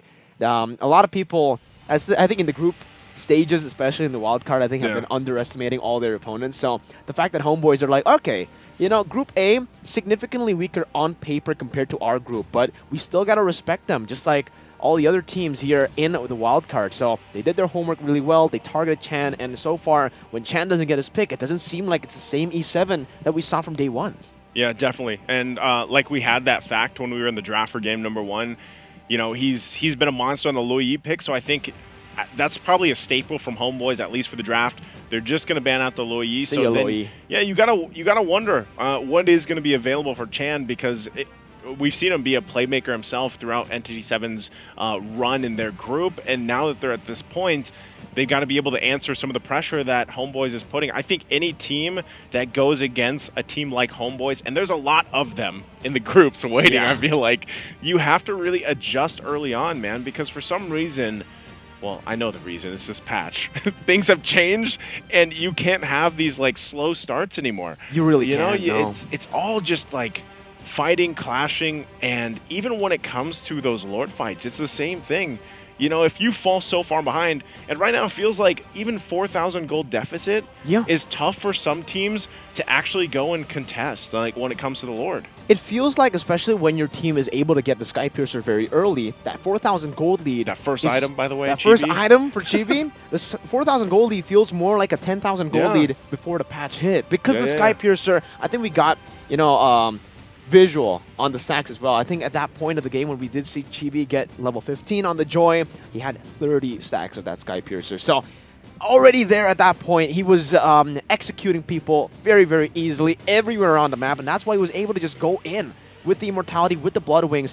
And man, you know, I was actually talking about the nerfs before when Joy got nerfed. You know, the anti-CC no longer there for the electrifying beats. I was like, all right, it's cool, Moonton, that you got rid of the electrifying beats anti-CC, because I think for all of us, we don't really like that. But damage, why did you nerf the damage too? And now after seeing this, okay, this is a nerf Joy, by the way. This is a Joy that can be stopped. And he was unstoppable in that game. It's still, in a way, it's like a glass cannon, right? But we'll see what adjustments happen here. We are going to be just heading to the draft here in just a bit. So let's go ahead and take a quick little trip to the draft. Okay. That's a quick little trip. That is the trip. For the first time, you know, your quick little trip was actually quick. Yeah, that was about a second or so. That was a second? No way. I mean, like, you usually say, you know, that's been a second, and that actually, it's like a day or an hour at least, bro. Well, you know what? That was less than 10 seconds on my time. I think that's like my time too. Maybe you've adapted to my time, to the human time building, man. I'm in the human time zone now, but look at this. Luo Yi is actually going to be the staple ban from Homeboys, like we talked about. So that's not happening for Chan. Chan's gonna have to have a different idea, and I think that's how it's solved, Miracle. I think you hit the nail on the head. Just pick up that mage first phase if you're E7, because you get those 2 picks being on the red side. You know, you can just go ahead and play on that advantage, because Nana was not going to work for them. I get too, Nana can provide some pretty good burst damage, but just the overall impact, what are you going to do with the boomerangs, man? You know, like how is that going to work in comparison to what we saw from the Vexana earlier, or a Valentina, for example, if it's not banned out? You know, we might see one of the teams actually ban the Valentina out here still, because it seems like they're going on that focused route on dealing with that. Mozkov might still come up or not. Gold lane so far, I feel like even if we look at the previous game, that gold lane matchup, there's the Mozkov ban. Dealing with nets, you can't let him get the Claude, I feel like. This is probably one of his best picks, if not the best pick for nets to play around with. Before, you know, this has been a minute. Bruno has not popped up here like at all for a lot of teams, but Nets also loves that Bruno pick. Does play the Claude though to a T, and that's what we saw here. So I'd love to see E7 if they wanted to go ahead and play, you know, with like trying to get the advantage. Either they ban out a marksman as well, because the Mozkov has been banned here, and that narrows things down a little bit further, or you try to pick up the Claude in this exchange. Whatever Homeboys is going to give up, then maybe you swing back. You either get the Claude, you get the Roger, and then you lock in the Mage. Because it looks like Homeboys, they might go for the Roger, right? Depending on how these last couple bans go out for the first phase. You saw the Harith already take it out here. So we'll see exactly what the Homeboys plan is going to be this time around. All right, so it's going to be the Chip and the Harith bans, so the exact same bans as game number 1. And for Homeboys, if you guys are a Homeboys fan, that's great, you know? If it ain't broke, don't fix it. That was exactly the banning phase that they used to dominate E7 in the game. But for E7 particularly here, even if they get a pick onto Chan, are they that confident that, you know, giving the Claude over, like you mentioned, to Nets, someone who's been able to perform consistently on the Claude, given over maybe even the Vexana over to Udio? Yeah. Oodles only played Vixana, I believe, in a wild card. And I think for the most part, even back in MPL ID, when he used to play in MPL ID, Oodle is always like this, dude. If he wins on a pick, he's like, why should I even swap? Yeah. He goes on Farsa, wins on Farsa, plays Farsa the entire season. Now it's Vixana, so he's definitely found a new favorite there. Yeah. I'm glad it's new, because I would be pretty surprised if he still wants to play Farsa after playing Farsa the entire. It could work, but it does seem like, you know, he wants to utilize that Eternal Guard more than the Feather Airstrike now. He wants to have like a beefy boy protecting him in the front, but feel a little safer, you know? This is the exact same bans, which I think it should be, because I think the Roger would be a bit deadly to leave open, knowing that both Nets and Chibi. Oh, they banned the Claude. Oh, the Claude ban comes through, but you leave open the Roger. Is this Homeboy's just swinging for it? Oh, the Claude is a great ban. I understand, you know, you mentioned it. It's great on Nets, but the thing is the Roger could be flexed, and both Chibi and Nets can play it so well. Chibi, just yesterday, it was the same kind of build that we saw for the there he is. For the Joy. But yeah, Sky Piercer, War Axe, Endless Battle. He didn't even go for the Windtalker. That was how ahead he was. Yeah, they're happy with this too. They're smiling about it. You can see that. You know, it's interesting because he's only got a 44% win rate, but that's because he's been flexed. I would say his statistics in the gold lane aren't as good as we've seen them in the jungle, and that'll probably carry over even into the group stage. We'll have to see how that Roger changes, because I think one of the things teams really have to have like an answer for is dealing with the Roger and dealing with the Lings that have been popping up. This is still going to be an Edith that's locked in here for E7 in this first phase. Let's see. Do they go for the mage? Do they lock it in here already, depending on how this goes? Because the Edith actually is still... Wow, what? It's the same 2 picks. They go with the Bane again. Okay. They should change the third pick. They should change the first... Maybe they're just trying to look at Homeboys first. You know, you got the Roger already. Are you going to pick up the Vixana again? If you do go for the Vixana... Okay, that's like I said, it'll probably be the Vixana, and then Okay, we're just seeing. You know what? What's scary? We're seeing a change, but that was actually a good change for Homeboys. They got a better pick than the Claw. They got the Roger. Now they have 2 flex picks, right? In the previous draft, we saw the Claude and then the Ruby Vixana, which means that the Vixana and Claude, we know where it's going. Ruby, a bit of a flex. Now we get to see the Roger, so now it's going to be even more confusing. If E7 go for Minotaur, we're in the Twilight Zone. Oh, man, it'll be very scary for E7 if they go for the Minotaur. I mean, it's good for their combo. I get it, but also... You can see the previous draft right above there. I just had to, you know, look at it again. Just confirm it was the previous draft. Confirm it was exactly the same. I guess we'll see here if it's going to be a change. Maybe they go for a mid laner. Maybe they even go for a... Oh. Okay, there you go. They pick up the Eve there, but Eve wasn't bad. So... Technically, they could have gone Minotaur here, and they could have gone for the Eve, right? Yeah, they could have. She wasn't banned in the previous game. But you know what? Hey, Miracle, this follows what we were saying they should do. Yeah. Mage, first phase, I agree. Lock it in. All right? Entity 7 has locked it in. Chan's got it, and this is a pick that, you know, he does play. He does like this pick. It does provide that death box potential when you're going into the objectives. The only thing I hope for is that they're able to actually get to that point where they're able to contest against the objectives because of the mere fact that that's a Roger on Homeboys. And if anything is to be said, Roger will snowball the heck out of this game number 2. And looking at this too, a little game fact here before this decider match. Nets 27 had a 27 KDA. Wow. It's the highest among all the wildcard players. The second highest is Sapant with a 9.33. 2 Homeboys players. 2 Homeboys at the top of that KDA standing here. Wow, 27 KDA for Nets. And that's what I was saying, you know, at the end of game 1, I was like, man, even if they had an answer for Chibi, you got to have an answer for Nets. Because Nets really is just... Nets, especially when he gets a Claude. So that's why I'm saying, like, I actually like the fact that Entity 7 decided to go that route, ban out the Claude.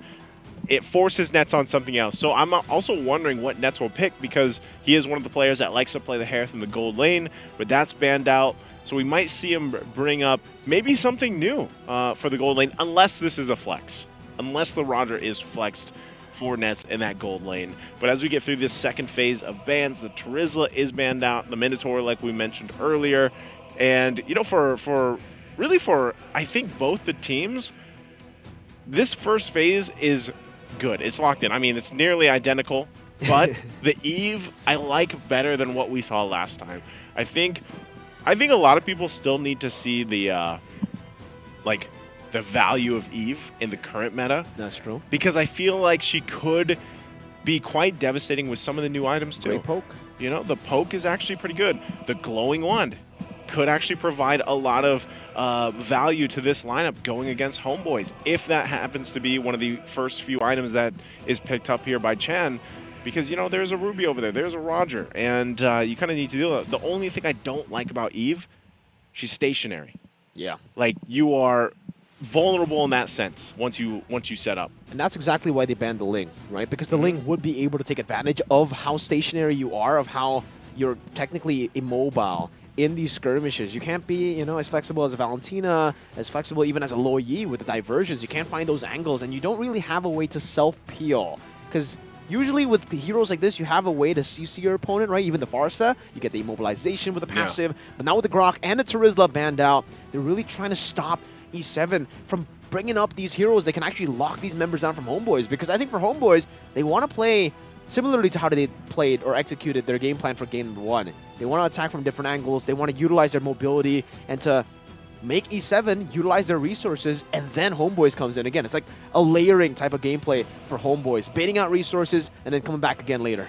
Yeah, we'll see if they do that. Also, as we wait for this next pick, I almost would like to see an Arlot picked up here.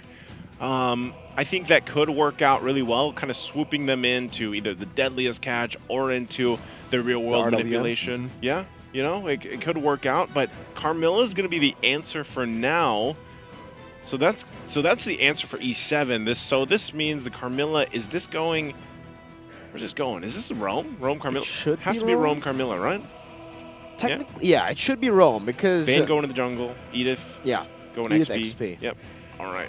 It is still very one-dimensional, though, Maisu, right? I mean, if we take a look at game number 1, the main reason, you know, E7 weren't really able to look for anything else except for team fights was this composition, and that's why Homeboys were able to get an overwhelming lead at the start of the game. They utilized their pickoffs, they utilized their mobility, and now we get to see Nets on the carry, so it'll be confirmed the Roger will be going into the jungle. That's the higher win rate of the two jungle/goal lane Rogers that we've seen, and now the last pick for Zorn, or perhaps for Sipot, it's going to be the Mathilda, so Mathilda for Zorn.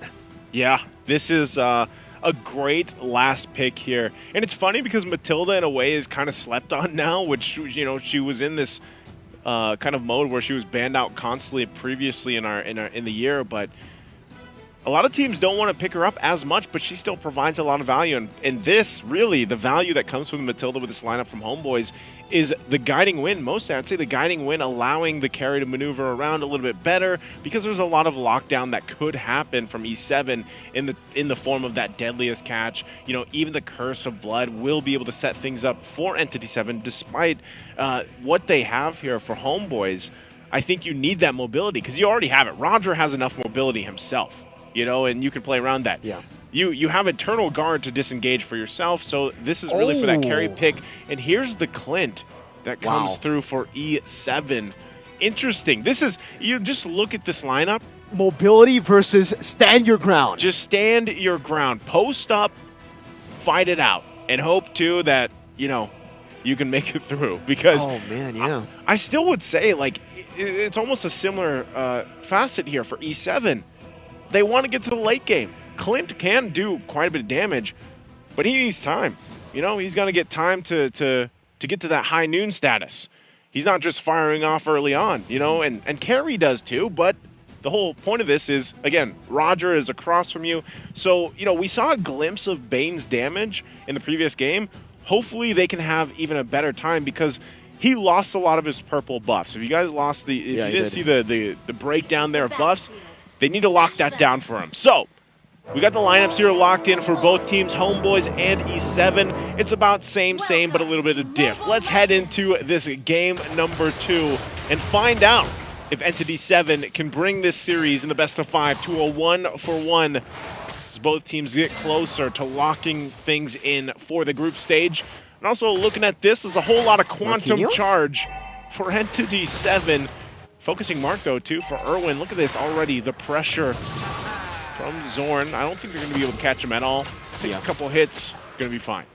All right, Warcry, by the way, for Chibi. But this matchup in the gold lane, it should favor Fury by quite a bit. Marquinhos already with the rotation very early on as well. That would explain why he went for the lane cut very, very early. Udil, though, still with this Vixana. Chibi getting brought back. Everyone's going to be taken out now. Under the turret like it pounds. And Chibi, he didn't even follow through under the turret. He gets out. Warcry. Warcry plus, obviously, man, the like and pounce interaction. Sometimes you follow. Yeah. Sometimes you just deal the damage. Sometimes you just, somehow you follow him and you're still in the jungle, you know? It works for them. It works right there, and this is exactly what we were talking about in the draft, guys. You know, when you get this Roger locked in and somehow, some way you're able to get the lead, which most teams play around this. If you are going to draft a Roger, you look for that play potential early on, and that's exactly what Homeboys did. Good response here from Hide on Bush. Whoa. Oh. Interesting dive into the deadly catch. He goes Zorn, though, provided the guiding win as the turret fight connects onto the back line with the Curse Blast as well. Hide on Bush, unable to go for the kills. And Chibi, you can see him. He's smelling blood in the water. The Hide on Bush will be able to escape. Under the turret he goes. Sabat canceling the recall. Marquinhos with the onward. Now with the Earth Shatter connecting as well for the turret fight. And the Curse Blast gets rid of him. Rivera, he can even go for the trade. Chibi gonna be locked down. Lycan pounce there together with Chan, picking up that damage and the kill. Now the turtle free for Hide on Bush. He doesn't have the retribution though. And Eternal Guard is already dealing damage. It's gonna be Chan who secures it as the real world revelation locks them down. And Chan secures the double kill. Sword trying to run away, will be able to do so as he also used the Purify in that skirmish. And that's what we're talking about from Chan. Locks in this Eve pick first phase and is going to be the Instant start impact. here. Yes, the huge impact, the difference of the impact here already in comparison to the Nana pick in game number 1. That's what Entity 7 needs. So now that he has these 2 kills, he's going to be locking in that first item a lot sooner, and which will, again, they play around the real-world manipulation. So able to punish Homeboys. You know, Homeboys going for that play, and they were off timing a little bit. They weren't able to get Chibi there when they tried to follow up through that setup. So it was unfortunate for them because then they just ended up overstaying on that side, taking a lot of damage. Entity 7 punishes them and makes a great play. So they'll be able to keep things together. A good item already picked up here for Fury. Gets that Blade of Hepsises locked in. So the Clint, I think one thing you really need to pay attention to is where is that power spike for this lineup from Entity 7. It's already showing that they have a lot of fighting potential early on. You know, and meanwhile, too, Hide on Bush with the deadliest catch, all he has is a Fury Hammer. And he actually does provide quite a bit of damage if they're able to catch them in that real-world manipulation. And now he does lock in the Hunter Strike. So this is already good for Entity 7, much better than the previous game. You know, gold-wise, it's pretty much the same. It's pretty much balanced between both teams. But Entity 7 is really able to keep these early skirmishes. Okay. Curse the blood Good little fake out there. I feel like that was more of, could something happen here? If not, then they at least got the Curse of Blood out. They might still try to do the same thing on this side of the map. They're going to be slowed. Good deadly catch by Hide on Bush. They get 2 big resources. Like you said, man, I think Entity 7 might have to give away this turtle. And they might have to just go ahead and get that orange buff. But it looks like Homeboy's not going to actually fully start it up because they still need Chibi to get his purple. Eternal Guard will be dropped down, but they're just going to kind of deal with this zoning potential right now. Erwin doesn't have the Curse of Blood yet, neither does Hide on Bush have that deadliest catch. So they'll try to play around these timings, waiting for those cooldowns to come up.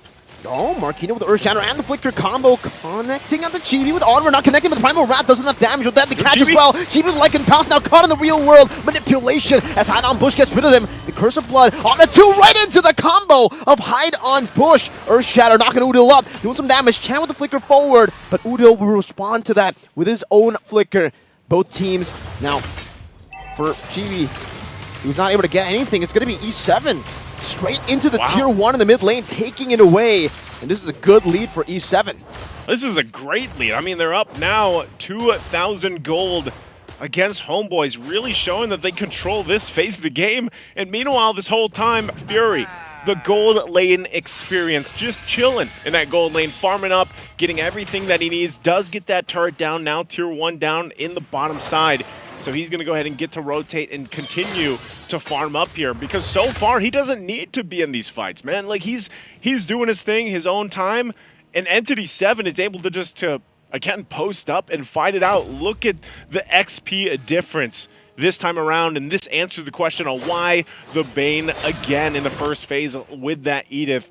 And there's your answer. Really being able to farm up this time around for Hide on Bush. Hasn't died yet. And really when you look at it, one of the answers to deal with Roger here might be real world manipulation. You trap him in, you lock him down. The Curse of Blood. There's a lot of these abilities that are working really well against how much mobility Roger has here.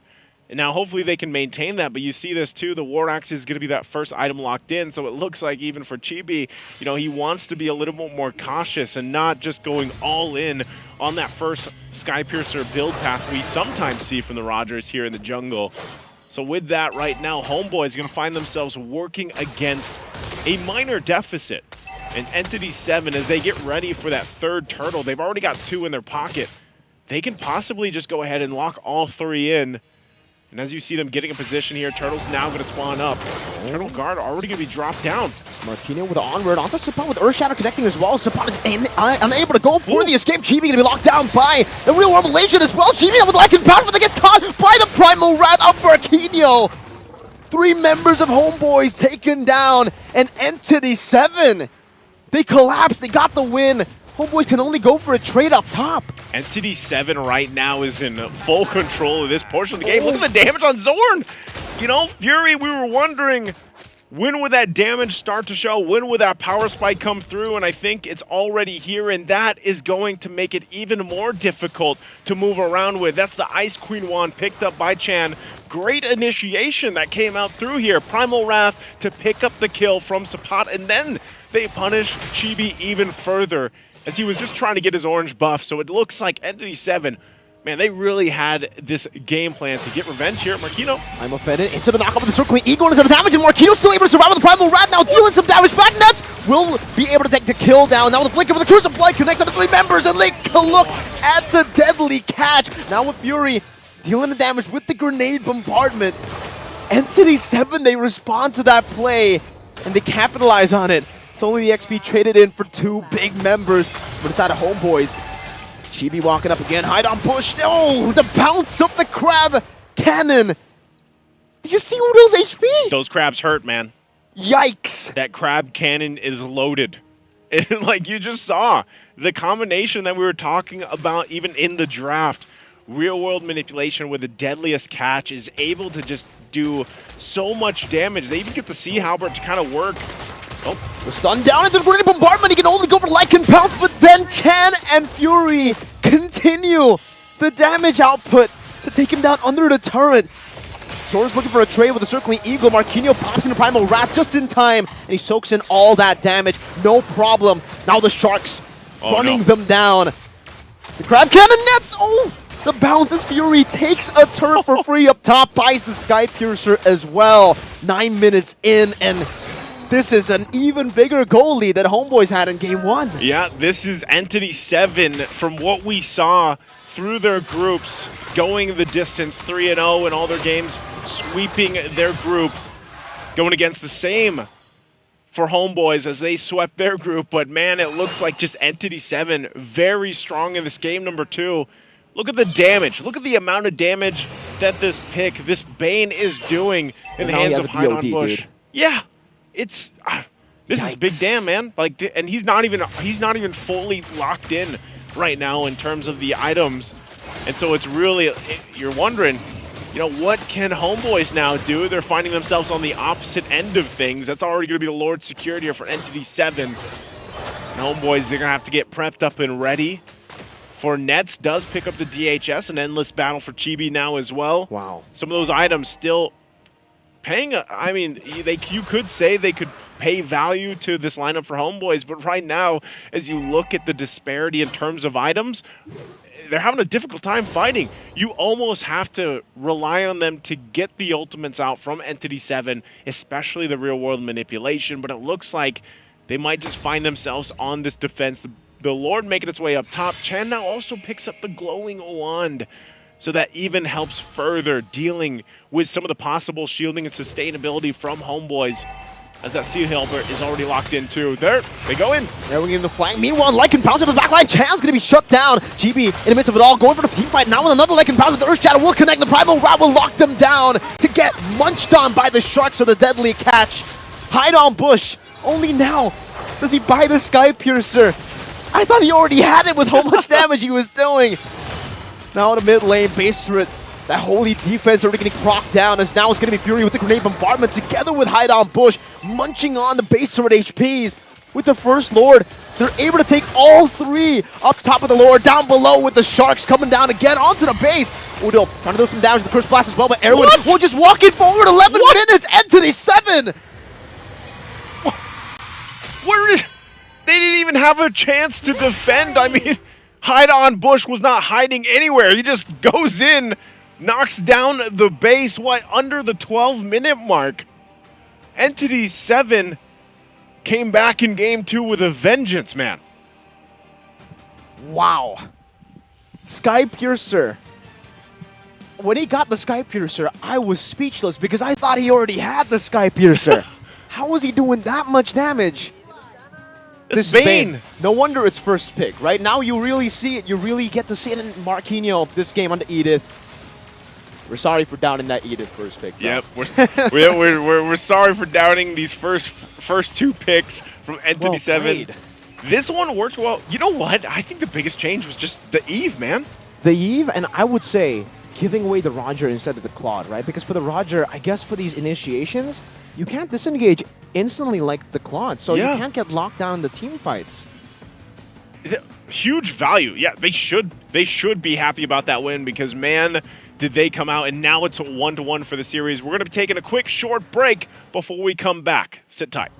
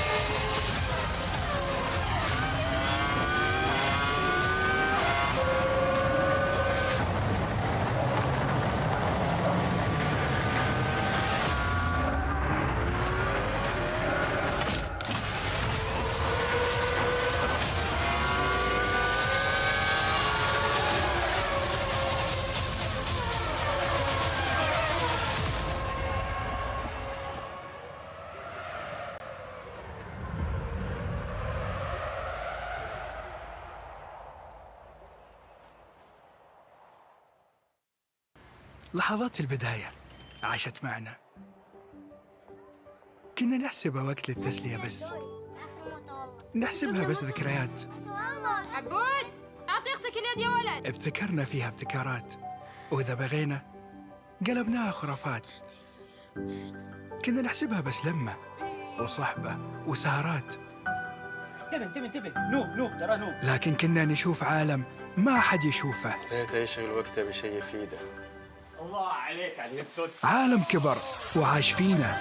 عالم الحماس فيه يوصلك كل مرة لحلم أصعب، بس ما يصعب عليك. بارد معك وين ما تروح. And welcome back, ladies and gentlemen, on the English desk here. We're now almost halfway, I would say halfway, depending on how things go, through this grand final against Entity 7 and Homeboys.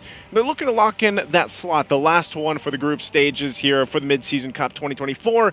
And it's 1-1. It's even now across the board. And I think for all the people that were thinking it'd be a sweep, that's not happening. Entity 7 with their now, I would say, very key pickups, the Edith, the Bane, ended up playing a part in that game number 2, and they did it in a decisive fashion. It was under the 12-minute mark. So, before we talk more, go ahead and scan that QR code for us. Let us know your feedback for the broadcast here as we go through the MSC 2024. We appreciate it, and we do see your guys' feedback. So thank you guys so much. Now, again, for this matchup, as it's 1-1, one thing's for sure. Roger Jungle was at 100% win rate before this. It's not anymore. He has been... At least he's felt the loss. We saw the struggle, man. Like, this Roger pick did not work as well as we've seen it in the past. Definitely not. What was the answer here, Mirko? I think the answer was just that for E7, they had a way to actually lock him down right as he goes for the like and pounce, right? Because he goes in, once you go in on the Roger, it's really hard to disengage, especially, I mean, technically not even that, right? Because in that game, they had ways to disengage. They had a Mathilda to bring him out constantly, but the fact that they had so much CC, Curse of Blood, the Primal Wrath also to lock you down, but before that, the Earth Shatter. Yeah. So many layers on top of that, so much damage, and you mentioned it, the Eve, the real world manipulation that locks you down as well inside of that immobility field. You're going to have to blink out, and that's why the Claude was so prio. They prioritized the Eve because they went for the Claude ban already. That blink, no longer there. I think it was very clutch here to pick up the Eve, and that's kind of what we were looking for. Nana didn't work in game 1, bring out the Eve. Hainan Bush here on this Bane pick now back-to-back. Like I said, he came out with a plan this one because he had a difficult game 1. He actually had good damage in game 1, but he didn't get any time to really even have the purple buffs. He wasn't able to rotate the way that they wanted to because they got so far behind in terms of even that jungle. But this time, Hainan Bush was a huge component to this lineup working. And even if you look at the items, he picked up, like Mirko mentioned, that Sky Piercer was later. By the time the game was nearly done, he locked it in. So just with the Hunter Strike, pretty much the Hunter Strike and the BOD, and then he had the Sea Halberd, Deadliest Catch was deadly, man. Mind the pun, it was crazy to see that amount of damage in the real world manipulation. And I think that layered together worked out really well, because what we're talking about is when the Roger is trying to sometimes even avoid getting, some of the damage, they're using that Lycan Pounce. But when it's timed up with a Deadliest Catch, the way that the sharks go through the real world manipulation, the timing is not going to be there. You're going to get caught no matter what. And that's what we saw really shut down and control this lineup from Homeboys. And interestingly enough too, I feel like with that Matilda pick, Zorn wasn't able to play his game. Like, I feel like Zorn is able to be a lot more proactive on some of those tankier, roams Initiator. that aren't, initiate with Matilda. You technically can kind of initiate with Circling Eagle, but you're more so there to protect the team by using the Guiding Wind, play it a little more passive on the back front, And so I think that might have to be the adjustment here too for Zorn for Game 3. But I'm wondering, man, is this just going to be the same first 2 picks that we see from Entity 7? Like, are those the game changers, the Edith and the Bane? Or is it going to warrant a possible ban from Homeboys this time? I think they shouldn't overreact, right? Because that's the thing that E7 did. After game number 1, they didn't overreact. They weren't like, okay, our draft is completely like garbage. You have to completely just put this in the trash bin and go for a completely different way. No, they were like, all right, no, we have things in this draft that could work. We just need to make micro adjustments here and there. Maybe we don't go for the mid lane in the second phase and go for the Minotaur to lock you down. Maybe we go for the Yi first. That's a comfort pick for Chan that can lock you down, and it also adds in as another layer of CC on top of the damage. And you mentioned it, Glowing Wand. Now you can get that down onto any one of the members on the other side. And maybe that's why the Mathilda has really fallen, right? Yeah. Usually, at least in the early to mid, you're able to get so much healing, so much sustain to the rest of the team. But because the Glowing Wand now has the NOD effect, that Necklace of Durance, and its first item for most mages, you kind of lose out on that sustainability that you were able to dish out back in the day. Yeah, I think that's why I'm saying, like, even for the mages, like that some of the shakeup in terms of itemization that is brought through, because that was always a struggle. Even me as a mage main, I love the mage, heroes here, but I always wondered, like, all right, when is the right timing to pick up Necklace of Durance? Because usually I would always go Glowing Wand, Ice Queen Wand. You'd have those, maybe depending on the build. Maybe you want to go Holy Crystal, and that costs a little more now. But now it's perfect, because now that Necklace of Durance is built into the Glowing Wand, and the value of it is huge, and that's what we're seeing here for a lot of these teams utilizing. Yeah, first item, pick it up if you want to. I guess the other variation for first item for most mages might be an Enchanted Talisman, depending on that hero picked up.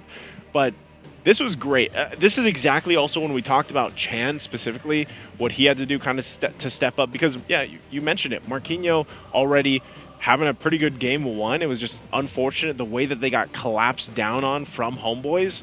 And so I think this was the proper adjustments. Looking to it, I mean, we didn't even get to see the Clint fully shine. Like, for the majority of the early game to mid-game, like, he was just farming. Gold lane experience, farm up, do his thing. And then when he started to approach the base, you could see it with the grenade bombardments. Like, the damage was there. First item for the Clint was the Blade of Heptases, but he didn't even get to use it because he was just farming. No one wanted to fight with him, And then at the end of the game, like we mentioned, you really saw the impact of the amount of burst potential that came from this lineup from Entity 7. And it's interesting, man. I'm wondering if this Game 3, what kind of adjustments will happen here. Because we haven't had a game go past, I can't even recall throughout the wildcards. I know we've had maybe a couple 20-minute games, but we haven't had one go that distance. Yeah. That 25, 26 onward. And we've only really seen best of one. So the fact that now we get to see both teams having to adapt to the different circumstances, to the different drafts as well. The picks, the compositions, the execution, most importantly. Because I feel like even if, in the draft, E7 had answers to Homeboys' draft. Yeah. Homeboys could have done it. Homeboys could have still executed it, but maybe they got overconfident. We'll see on their confident level here as we head into the draft for game number 3. So we'll find out, what the plan is for them. Let's go head over to the draft. So my big question now, Naisu, has got to be, how's LaFell feeling, right? Because, man, Homeboys yesterday, he already almost got like a heart attack in the game that he almost threw against T2K. Is that when the hat came out? That was when the hat came out. Yeah, they won, and LaFell was already shaken, His heart was going crazy. Now that the Homeboys have dropped the game, they don't look invincible anymore, not in the wild card. E7. Yeah. I don't know. Adapt. I know, by the way, I think, shout out to LaFell, because I think he's watching alongside Trex as they're both on rest day today. And I don't know, I feel like a lot of people came into this, though, Mirko, thinking it might be an easy sweep for Homeboys. Like, I think that was, for some people that might not even know Entity 7 very well, or let's say they missed part of the group stage leading up to this grand final. Some people might even be surprised, whoa, Entity 7 Grand Final gets Homeboys, and then they're like, wow, now it's a 1-to-1. This is a great thing, though, for Entity 7. It is. And just for, the region as a whole, because they're so competitive in their play style. And that's why I was saying before, man, the teams that like to play like this, they really shine on this current patch. Same bans look like they're coming out. Lo Yi, still the Chip, the Moskov. I think E7 might even still decide to ban out the Claude as their last ban. For the first phase, they could still go that route. But so far, I think it's interesting because it's still the same sides, too. Homeboys is going to be on that blue. 3 games. 3 games. And it's the same exact side, same exact bans for Homeboys. Maybe, again, though, it's just the execution that needs to be changed a bit. And also, maybe the draft order. That's going to be the Claude earlier this time. Not going to go for the Harith ban just yet. They'll probably go for the Harith ban as the last ban because Nets, he is really, really good on the Harith as well. Now it's going to be the Bane ban, though. So the adjustment instantly by Homeboys, but they will have to leave open the Valentina. And I think that's a great option to go for, the Bane ban, because for the Valentina being left open, you can also pick it up for yourself. Yeah. Udil is an amazing player on the Valentina. You could definitely utilize that in the draft for Homeboys and in the game. That versatility that it adds towards Homeboys, if Udil does get his hands on it, would be really, really great. But I think for the Roger, you don't really want to change that much. It's still a great first pick. Because, yes, so you you'd did still lose. see them pick it up. Yeah. If it's open. There's no way they leave it open, right? E7 will be very happy to go for it as well. Yeah. It's an amazing first pick. You may have not gotten the best of games on the Roger in game number 1 or 2, but they leave the Roger open. They go for the Valentina first, and this should be an Edith Roger, unless both teams say, you know what? Nah, that pick's overrated. Nah. I'd Oh, win. there it again. is. They're Okay. like, yeah. We would, yeah. Throwing me back to nah, I'd win, right? That was Roger for a little bit before he lost in the jungle. So, gets his first loss in the jungle. Still, the percentage there that you guys see, of course, it's because he's flexed. And even with this, we don't want to say 100% just yet that he is going to be put in the jungle. Yep. Could possibly go in the hands of Fury here to go in the gold lane. But I think Homeboys wanting to change things up a little bit, locking in that Valentina, who has been banned for the most part, actually quite a bit throughout the entire wildcard stages, because Valentina is just that hero that provides a lot of uniqueness to a lineup, and then it also forces the enemy team to draft possibly in a different way, because you really have to consider what ultimates you might be giving up to that Valentina. So as we wait for this next 2 pick, wow, there it is. The Ling is finally going to come to play. So Ling is locked in. Ruby is there. Funny, too, that, the game plan was the Ling. And so I think this also forced an Angela ban coming out from Entity 7 if they want to, right? Because technically you could still put that Angela in the mid lane, let the Ruby go roam. Or, no, sorry, the Valentina is there. So you could actually put Ruby. We've seen, okay, I'm not going to say this is crazy, but we could see Ruby in the gold, could see her in the XP. Definitely. And then Angela could still be picked up for that lane. Yeah, we've been seeing that a whole lot, the Ruby going to the gold lane. That would be really cool as well to see, but for E7, now what is it going to be? Because the Yve was picked up earlier, but right as they pick up the Yve, they ban out the Ling. You don't really want to be on that stationary target when you're up against the Ling, and that's why they go for the Kufra first here. The Kufra, obviously, with the bouncing ball, able to stop some of these dashes, and this is extra value. This is value. Why is it 3 times? Because that's a Valentina, a Ruby, and a Ling. That's great value. That's great value. That's amazing value. 3 of the picks that Homeboys have gone for can all be countered by the bouncing ball, and for E7, if they are able to use the bouncing ball properly, then everybody will be locked down in the place for the Roger, for the Edith, to deal enough damage, and that's going to be the Minotaur ban as well. Great adjustment as they pick up the Kufra. Yeah, great pickup there. We see here, too, Chan is at 72,911 average damage. He's the highest of all the players for the wild card teams here, and which makes me think what mid lane pick he's going to go ahead and pick up to deal with this Valentina. Good read here, too. The Lonox is going to be banned. That is actually one of Chan's signature picks that does come through. But right now, still deciding on what they want to ban out. They did take out the Minotaur. Good choice to deal with some of the crowd control. And I wouldn't be surprised, like I said, if this is the case where you do possibly see Homeboys fit in Angela in this lineup, despite how things are falling into place. It could be what they need to deal with the setup potential from E7. The Kufra there alone is enough to be a threat. Like we said, it's value upon value to deal already with this lineup. Then you have an Edith. So the last ban is actually going to be an Akai.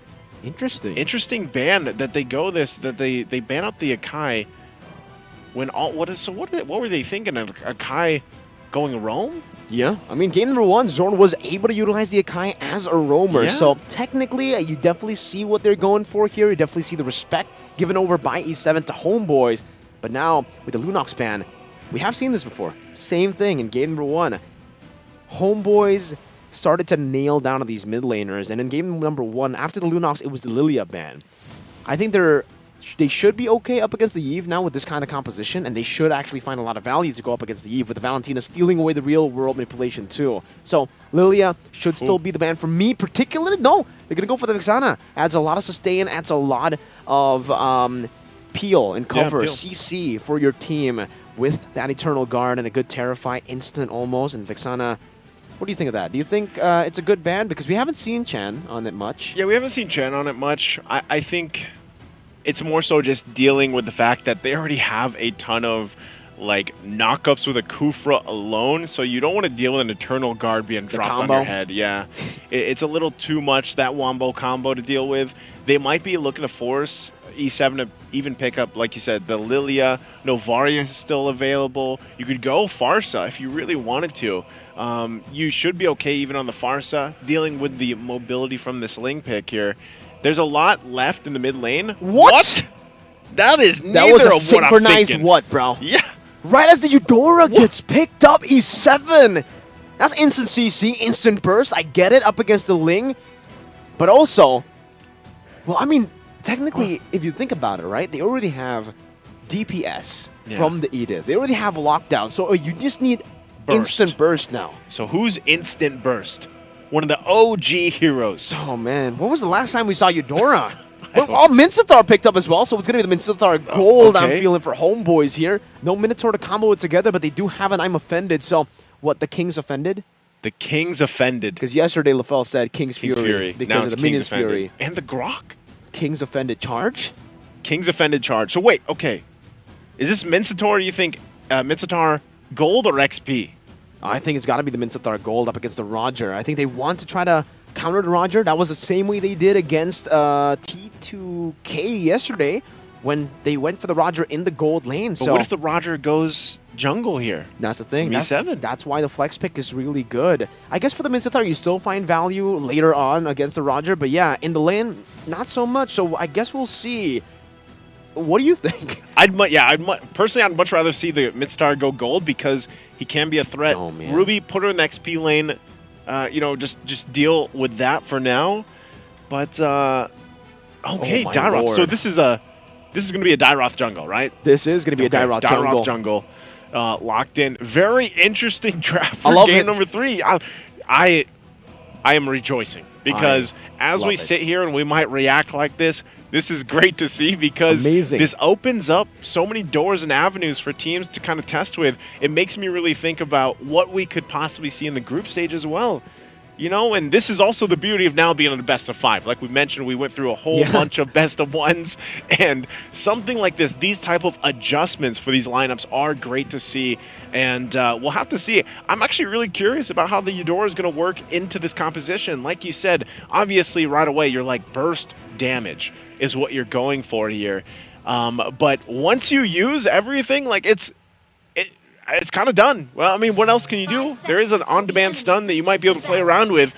But let's see how both teams deal with the lineups they've brought to game number 3. Homeboys and Entity 7, a 1-1 for now in this best of 5. Looking to cap out game 3 to get to the match point. And we'll see as they get us situated here. Yes, Chan on the Eudora pick. Still running the Lethal Ignition actually as well. Look how aggressive. Actually, they're going to go here. Erwin doing a job. I think he's that's quite a bit of damage. Dealing a bit of damage onto Erwin. Still has the flicker too, and he gets the dash, but Udo follows through as well as Chan. Tries to go for that cheeky little stun, and that's what you expect from the Eudora. It does seem like, at least for the Eudora, I think it fits Hide on Bush's character and name a bit more, right? You want to be hiding in these bushes. But Chibi flex the Lethal Wanderer, no problem there, even with a little bit of a delay from the Kufra from Erwin invading earlier. Okay, looking at it too, I really want to see how the rotation's going to be with both of this. This is a lot better though for Zorn to have the Grok, I would say. Work around this, find set of potential. I think one of the things that they have to watch out for is this Dairoth. Whoa, we know that he can shred. Look how much pressure's here. Well played already. Utilizing this pressure, top of the blades, right into the knockup, and now it's going to be the Visceral Strike that goes in, but Nets is still able to claim first blood. Wow. Overextending. Hide on Bush gets caught. Oh, hold on, mid lane. I think Erwin's going to be fine. That Spear of Glory able to pull him in so he gets the additional shot from the turret was exactly the punishing moment that Homeboys needed there. Okay, Nets. That was an interesting interaction. Did you see that? Yeah. So if you use your ultimate on the Roger, you can actually cancel out the grab part. That's a cancel on the recall of Nets. Trying to delay it now as Fury tries to shove the wave to punish Nets, but he'll stop the recall. Zorn in the mid lane, gonna be chunked as well. Chan doing some damage as well. He's gotta be respecting this because Chan will get his ultimate. Oh, that was close. Yeah, he's got the Thunder's Wrath now. But man, Entity 7 will just go ahead and take the turtle here. Getting the objective, put the pressure.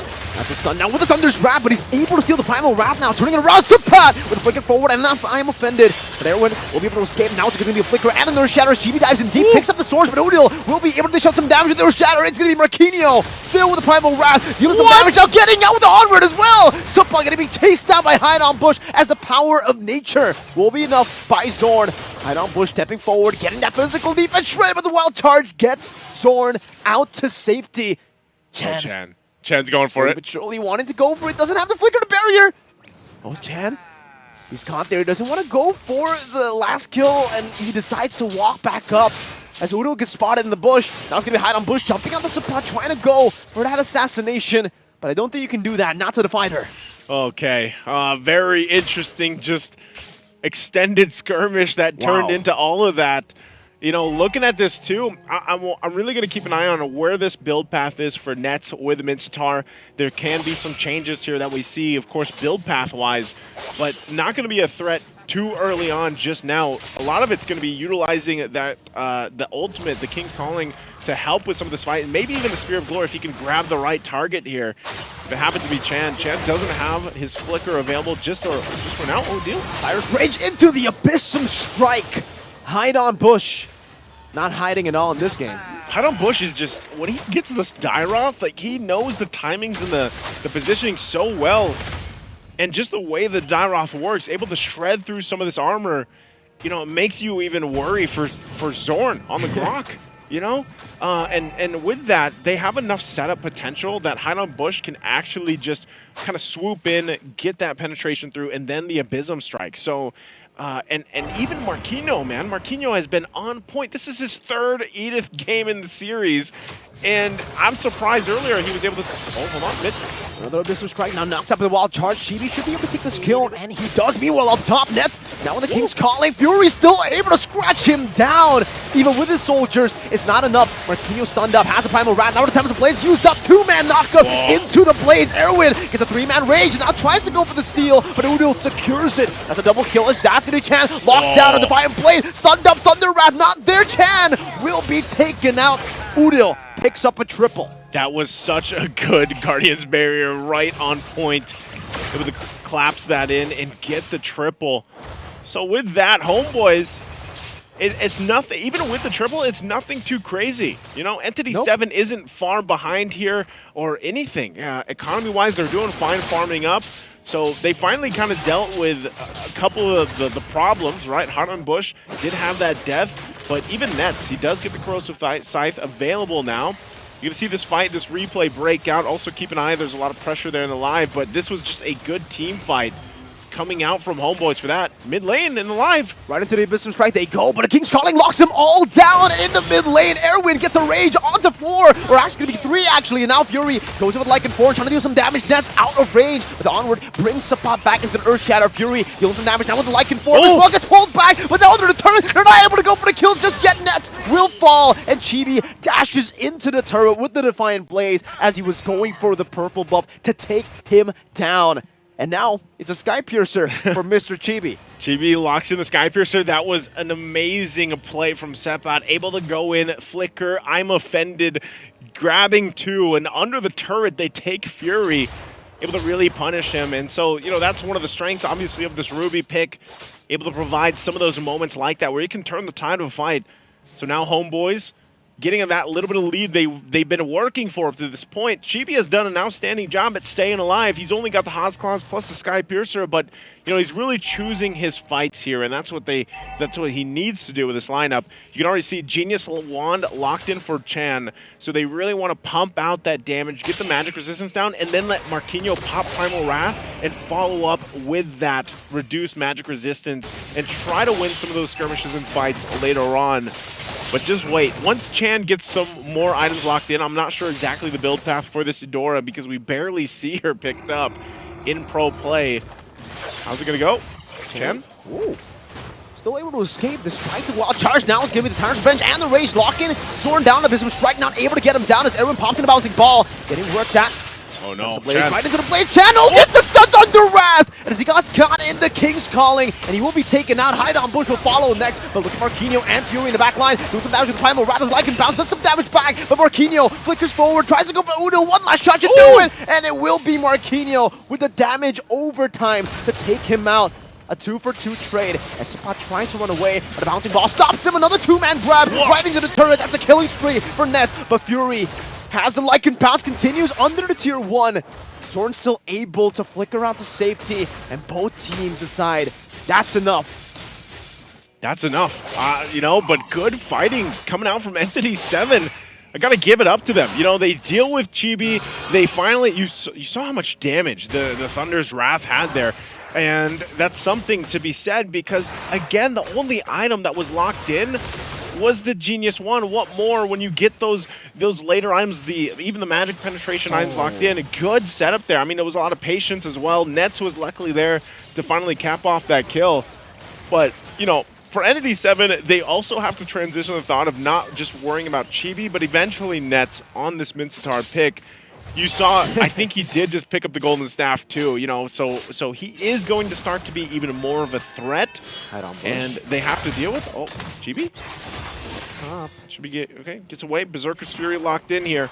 So for Entity 7, I'm going to be looking, let's take a look at the items. Still working on that next one, that second item here for Chan. Also, you have the Corrosion Scythe Golden Staff already for Nets locked in. Oh, hold on. Wild charge into the hook. That's the combo into the King's Calling. Huge set. The King's Charge. The King's Charge. The Spear Charge. The Wild Spear. That's good. The Wild King. I think that was Trex. Shout out to Trex. Yep. Shout out to Trex. Wild King. Wild King. He said Wild King's Calling or something. Something like that. You just shortened it. You know. Yeah, I just made Wild King. You know, but homeboys. Good Lord. This is already just going to be taken. This is what I'm talking about, man. Like, in the current state of things, look at this. The gold gap isn't anything crazy. It's 9.5 minutes in, but you cannot go forward and contest that first Lord. It's just kind of different to see here. And Entity 7, part of the answer might just be, you know what, we need more time to farm up with this. As you look at, you know, they're tanking quite a bit of damage. You have Erwin here. But Zorn, this is, like I said, a signature pick. His Guardian Barriers are always on point. The Wild Charges, too. Udil holding on to the Primal Wrath. They're going to go in. Good onward. Earthshatter dodge away from Zorn now. Goes for the Wild Charge right into the Calling of the King. And they all just get mauled on by the rest of the member. Even Udil. He was the Primal Wrath for that one. It's, I mean, and the thing is Zorn is literally just sitting there. He's 2-0-12, and he's got this Quantum Charge Grok, and he's doing that. And then you get pulled into the King's Calling. The shields are going to pop here on these base turrets, but man, Entity 7 might want to check themselves after that one. They need, like I said, more time here. They got to clear out this Lord. Wings are going to be picked up by Chan, DHS by Fury. So those are some good items being locked in at this point in the game. But as all these shields pop on the base, they're going to have to clear things down. And I think for Entity 7, it's really up to the point of they need to utilize the Kufra pick, man. And part of that is just maybe an amazing set that we've seen time and time again when Kufras are locked in. This could be it.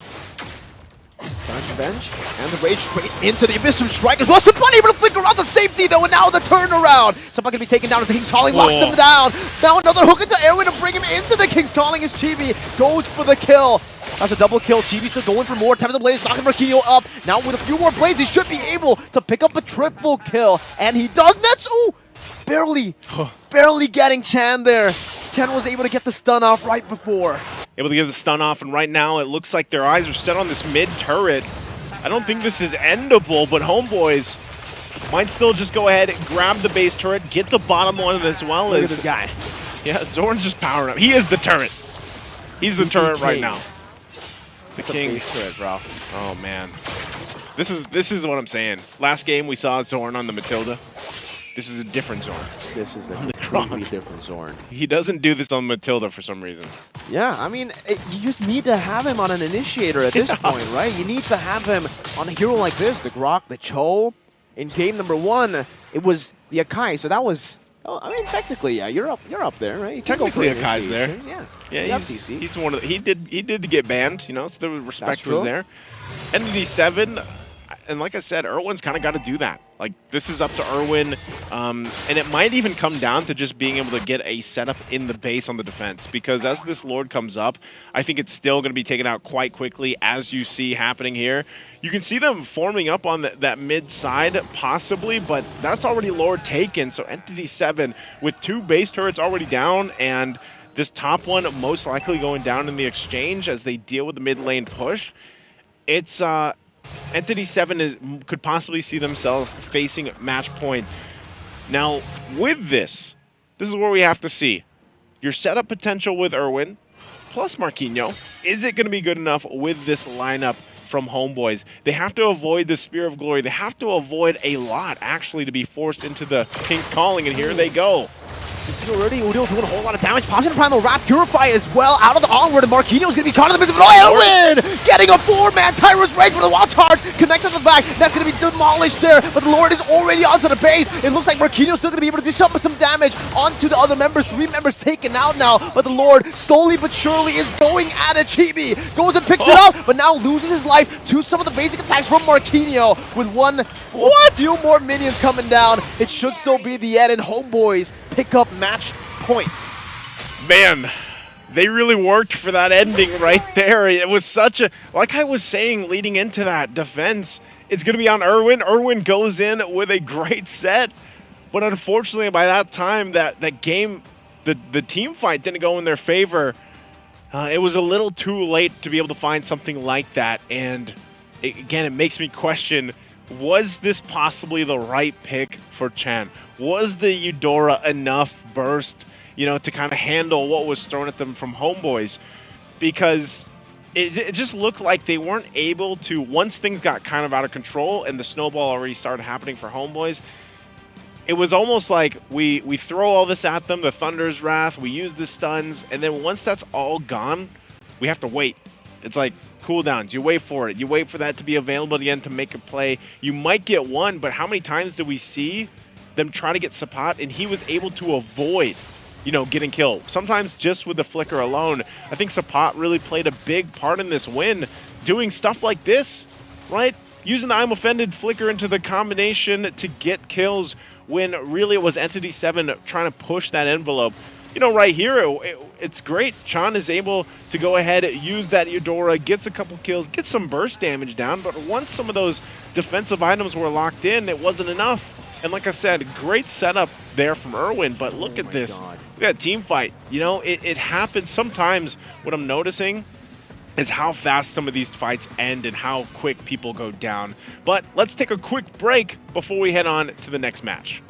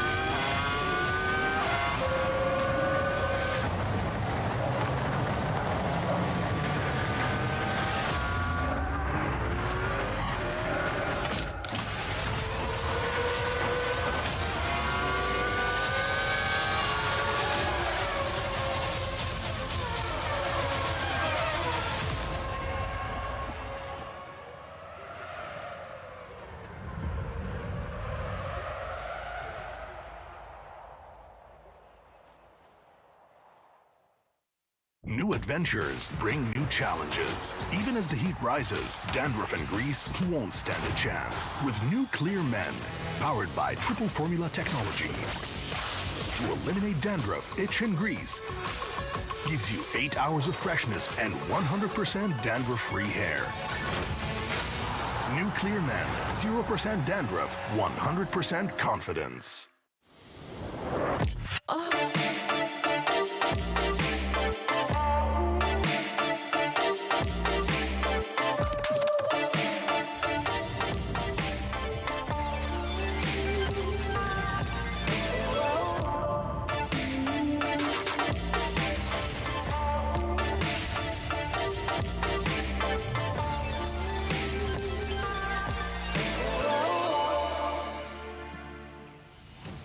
And welcome back once again here on the English desk. It's Mirko, it's Naisu, and we are facing a match point for Homeboys right now as it is 2-1 in the grand final here for the wildcard stage. And we'll find out which one of these teams will go forward to the group stage for the Midseason Cup 2024 here at EWC. Man, I would say we've seen some good variations from Game 1 to Game 3. What do you think about that? What do you think about that Game 3, Mirko? Because we saw some interesting picks, the Eudora, and I don't know, man. I don't think it worked out the way they wanted it to. It really didn't. I think it kind of failed at what it was supposed to do in the early game. They needed a snowball. They needed to get Chan going, but unfortunately the pace was actually on the side of Homeboys. They were able to push the pace all the way from the start of the game as usual. I think in all 3 games, even in game number 2 in the loss that they suffered up against, Entity 7, they also got first blood. They were the ones to actually force out some of these early fights. So as long as that continues to happen, going for something like a Eudora, I don't think will work. But if Entity 7 can grasp that early game and go for these fights, force it out a little bit earlier, and hey, we might see the Eudora actually work. I think I'm glad that we saw it. There's still room for it to work in some different lineups. I think part of it was just like you mentioned, the fact that Homeboys was able to get that Ling, get control early on, and play the part. Because remember too, this Mincetar pick was something interesting as well, And also, don't forget, guys, you can leave us your broadcast feedback here by scanning that QR code to let us know what you think. Don't let us know what you think about the picks here, though, but about the broadcast. You guys can let us know in the chat what you guys think about these drafts, because I think that's a thing to be said is Mincetar Gold Lane has popped up in the past, even in some of our regions here coming into this. I think it's still, if you want to think about it, it's actually a good answer in dealing with Roger. You're kind of trying to catch him out. You're trying to play into the fact that you have that King's Calling ultimate ability, and it might be enough to deal with a gold lane Roger. It might be enough also where teams typically pick up the Roger first pick, and they're probably going to flex it. They don't know if they want to put it in the jungle or the gold lane. Then you save that Mincetar pick as the answer, possibly, depending on the teams, to answer the Roger. And I think that's something that we'll probably see unfold here. The Eudora, like I said, might have been just something that Entity 7 wanted to pick up. Could be also the pocket pick for Chan. But I think it was just the game plan here was to be able to stop the momentum. Because that's really what they went for. I mean, you're talking about a Ling on the other side, but Zorn was a huge component. Massive. To Homeboys. Just playing around Zorn. I mean, how many times did you see a Guardian's Barrier exactly where it needed to be? Timing was on point. And this is what I like so much. Zorn on the Grok, Sapat on that Ruby pick. Because we saw those two alone really being a key part to turning the tides in some of these fights. They're able to even bait things out from Entity 7, whether that's the ultimates, whether that's battle spells and initiations. And Zorn, he has this, passive effect where he gets people going. He gets people in your initiating. face. Yeah, That's what LaFell says usually. Zorn just gets in your face, bro. Yeah, especially on a Grok. The perfect hero to do it. Yeah, because he uses the power of nature, walks up to the E that just says, yeah, go ahead. Go onward, bro. Go Earth Shatter. Try to CC me. Walks up to Erwin as well. Even, I think this game in particular, he was walking up to Chan a whole lot, right? He was just like, yeah, stun me, bro. Stun me, bro. Try to burst me down. 2-0-20, by the way. 2-0-20, and the combo is what's really deadly, right? You go for the wild charge. That in itself is already like a crazy CC ability, especially if you connect it onto a wall because you get the additional stun.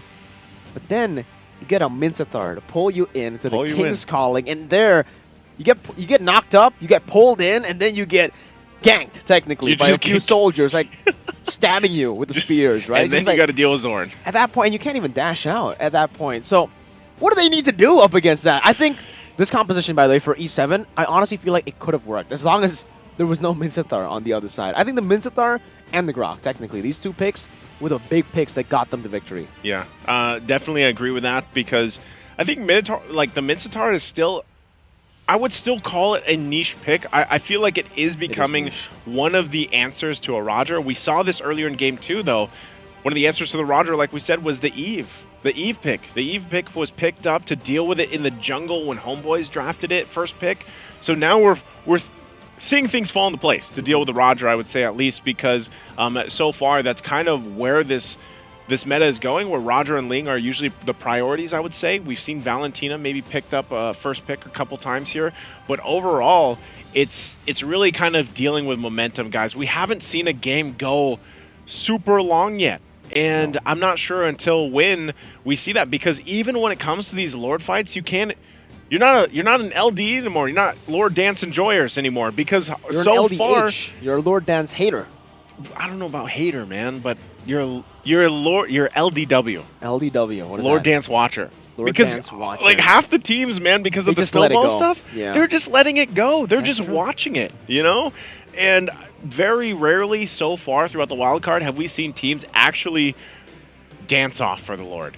So and like we said, even when gold leads, we're talking about gold leads of just 3,000 to 4,000, they almost feel like they're 9,000 to 10,000 pre-patch.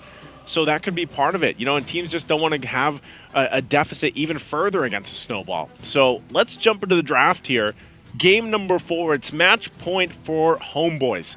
If they win this, they'll secure their spot, the last slot for the group stage for MSC 2024. You can already see it too.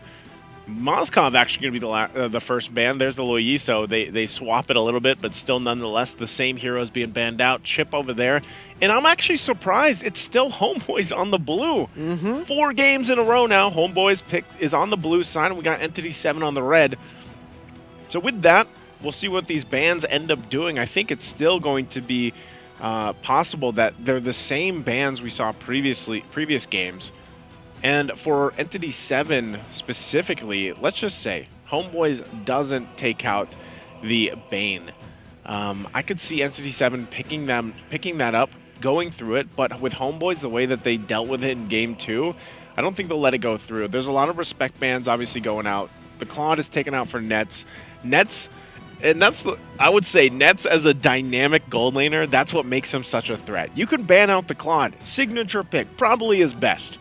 He's also a great Harith. He's also now, you've seen him. He's a Mincetar. You know, how many gold laners can you actually confidently say, like, yeah, they'll pick up the Mincetar and play it really well against these teams? But that is going to be the Bane that's still banned out from Homeboys to round out that first phase of the draft.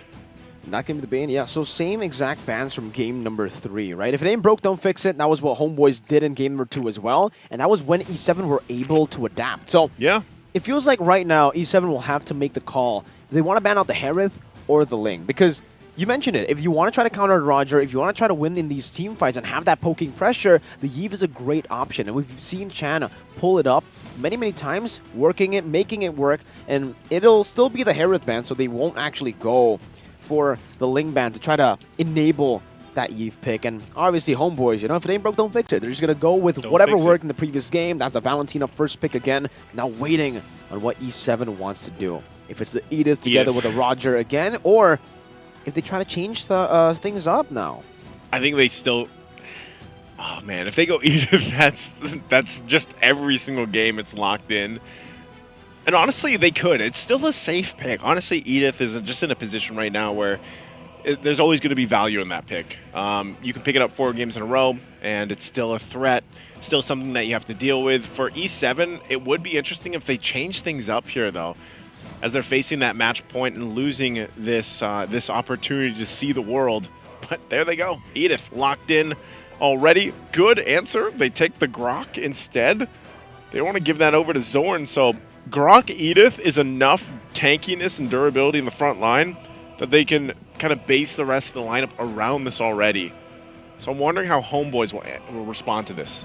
We were coming into the lineup, or coming into this game, this match, this grand final, to see who makes it to MSC 2024 main stage, with the same thought in mind, I feel, the same opinion. Roger, amazing first pick, but now we see the Cho and the Ling before the Roger. We see the Edith and the Grok and the Valentina before the Roger. It seems now the trend is you pick Roger.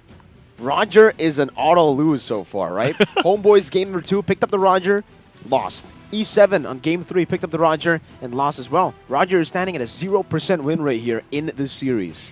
This is interesting. So yeah, Homeboys goes with the Ling again. The Cho is there. Signature. And you mentioned this earlier, right? I think you did say that it was like an unofficial Savage previous game, right? Like I'm pretty sure that's the case. We'll have to. Technically, it was official because the card still went through, but the game ended before it went through. So official. So it's an official Savage. Shout out to Chibi, by the way, for getting an official Savage. I thought at that point, like, Savage, no Savage, Yeah. the game ended. But the game ended, I don't know, man. They might have to bust up some of these healths on the base, I think, at some point, because it goes down so fast right now with the course of things. But there's the Lunox pick. There you go. Lunox pick is going to come through, and we know that this was banned out previously. This is also a great pick for Chan. Loves this hero. This might be exactly what they need to hopefully extend to a Game 5 ahead of them for Entity 7. Now that we get through the second phase of the bans, we're going to have to see what Entity 7 wants to take out. Again, gold lane option is not picked up just yet for Homeboys. And I'm not sure if they'll actually ban out a Mincetar, if that's something they're going to go for. But interestingly enough, they're going to take out the Lapu Lapu instead. A hero that even now I would say is niche to certain teams. Some teams don't pick up the Lapu Lapu at all, and some teams love it. Right? But Julian is going to be the answer. Oh, there we go. Chibi. He officially got the Savage in the last game of the series. This marks the first Savage of the Mid-Season Cup 2024. So, man, wild cards, we've been seeing the Maniacs multiple. I think Yahiko got 3. Yahiko got 3. Well, Chibi is the first one to get the Savage here. Makes me wonder. We see this stuff this early on, man. What are we going to see in the group stage? Like, how many Maniacs are possible Savages? With the way the team fights are going, how many are we going to see? I think we're going to see a lot. But it just sucks to see the first Savage go that way. It wasn't even, even hyped up because, it didn't come up. That's true. It's okay. It's okay. Now we get the Roger ban. By the way, for E7, they were like, all right, they kind of listened to, or maybe they already had this thought as well, but the Grok and the Mincetar was definitely the biggest problem for them in the previous game. So the fact now that they banned out the Mincetar, they've picked up the Grok, denying it away from Homeboys.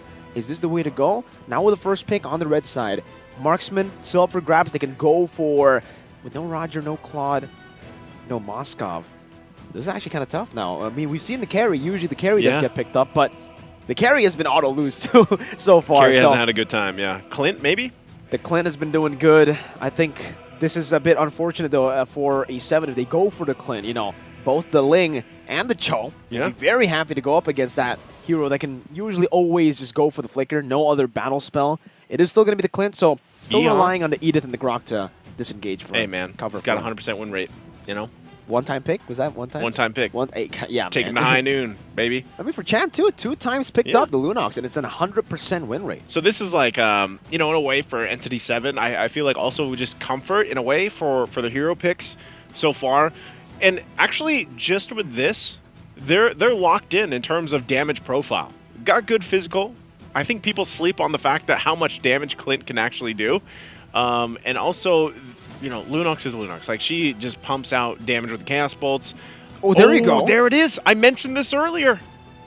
Nets is a Bruno player, loves the Bruno, and is one of the few players that brings this hero out. So he goes and picks up the Bruno, and then the Charizza's last pick here for Homeboys. So interesting. Also another debut. Man, how many? And the Karina. How many debut picks have we seen through the wild card alone? My goodness. All right. Interesting way to kind of round this out also for Entity 7. That even furthers it, man. Like I was saying, their damage profile is great. Well, now they add a little true damage, of course, to that as well with the Karina. That's interesting. The fact that now they have so many layers of damage. They technically have 4 damage dealers in their composition, right? That's a Karina, a Lunox, an Edith, and a Clint. And for Homeboys, it's the same. Yeah. They have a Bruno, Terizla, Valentina, and Ling. I think me and LaFell were always saying this, but the team that has more damage output usually comes out on top in the meta. And for both teams, they are really banking on the damage output. And without further ado, nice to take us to game number 4. Well, we're going to jump into the land of Dawn, possibly for the last time, unless Entity 7 can extend the series to game number 5. Homeboys are looking to lock in that slot to MSC at 2024 group stage. Can they do it with this lineup? Signature picks all around. Entity 7 will have to do something great here to take it further. Already mid lane though. Zorn should be fine. This is one of the interesting things with the Cho currently too. Gets a little bit of extra damage on those basic attacks. 180% rather. Look at him just battling out with Erwin. The passive just constantly being up. Now Erwin might be forced to flicker, and he does. Oh, man. Udil walks up or dashes up. Deal that damage to force the flicker out, and Marquinhos even is taking a bit of punishment. Now Supa, 3 swings of that hammer. In the mid lane, Chan forced the flicker too. They're burning flickers very early on. 2 flickers down already for Entity 7, and this is what I was saying with the Cho pick, man. Concussive Blast with that new passive there from Cho, actually pumping out 180% plus damage on that basic attack, man. It's surprising how much damage he can actually do, and that's what they're feeling right now. Already Chibi level 4. He's going to be kind of pushed out of the jungle here, but he wants that. Goes and pops the Tempest of Blades. Goes in for the Divine Blades as well. Just needs one more and goes out with a Finch Poise. Chibi claims another first blood.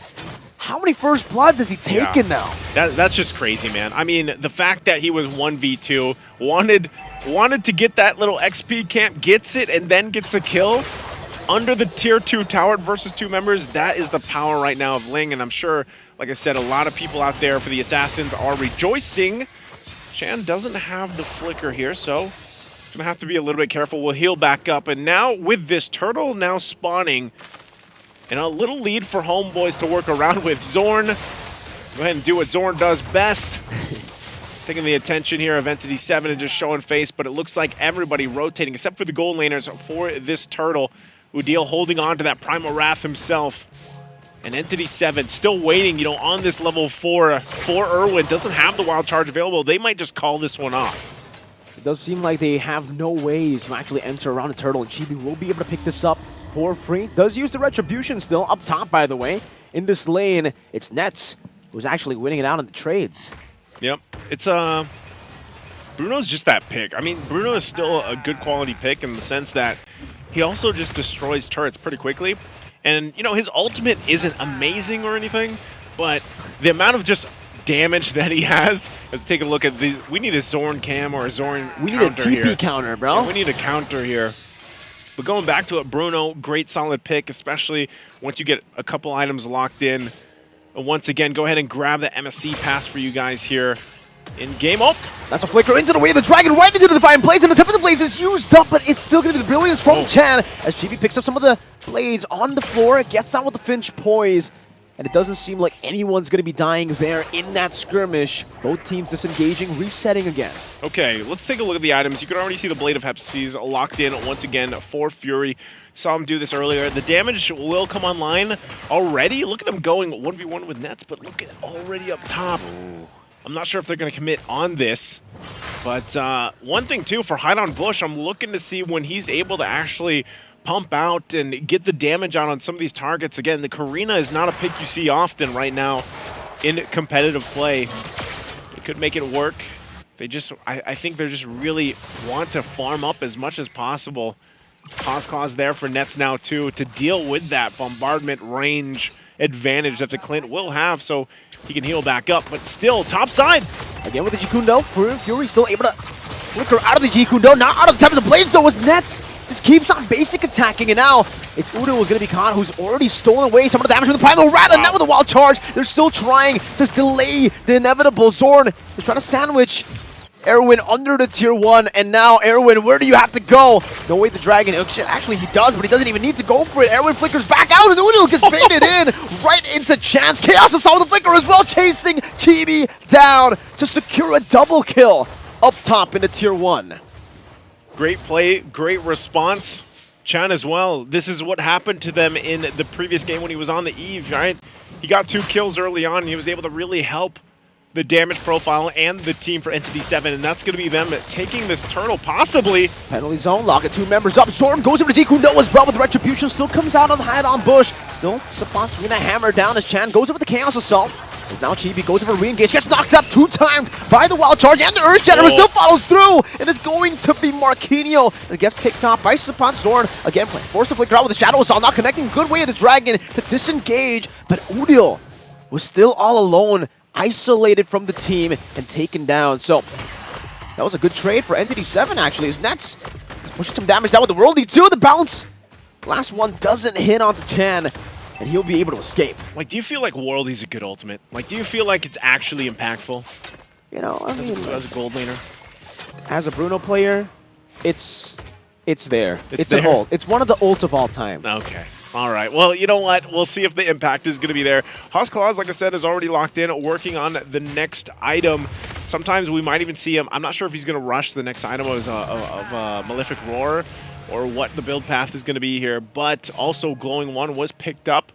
And again, it looks like Homeboy still wants to make a play up here. They got the information that they need. Zorn providing a lot of that. Here they go. Top side. Pushing them out. And now, wait, Chibi might be going for the Ray. The Dragon finds him in the bush, brings him back to Sapat.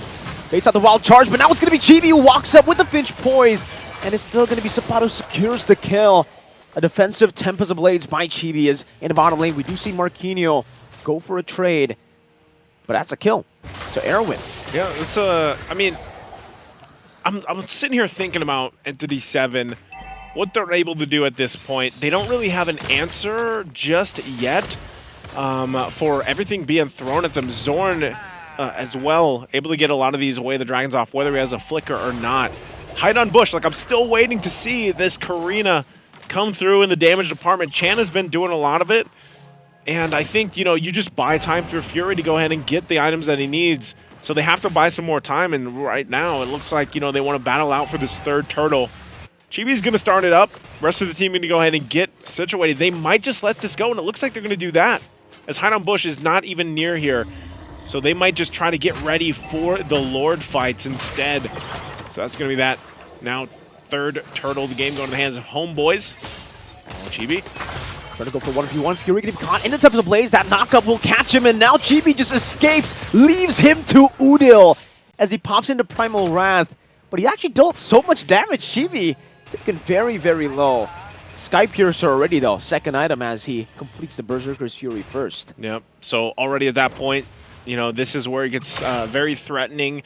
Berserker's Fury allowing him to do a lot of this crit damage and get that off. Zorn, though, Marquinhos, I don't think he's going to pull the trigger on this. The rest of the team coming up. The way the Dragon brings him back all the way. Udil has a Primal Wrath, gets out just a bit, but then Sapat comes in with a hammer. Even with Erwin with a Wild Charge, it will not be able to save him, and Zorn continues the damage. Chan goes in, 4-man penalty zone by Sapat to lock them out, and Nets just picks up all of those basic attacks to take Fury down.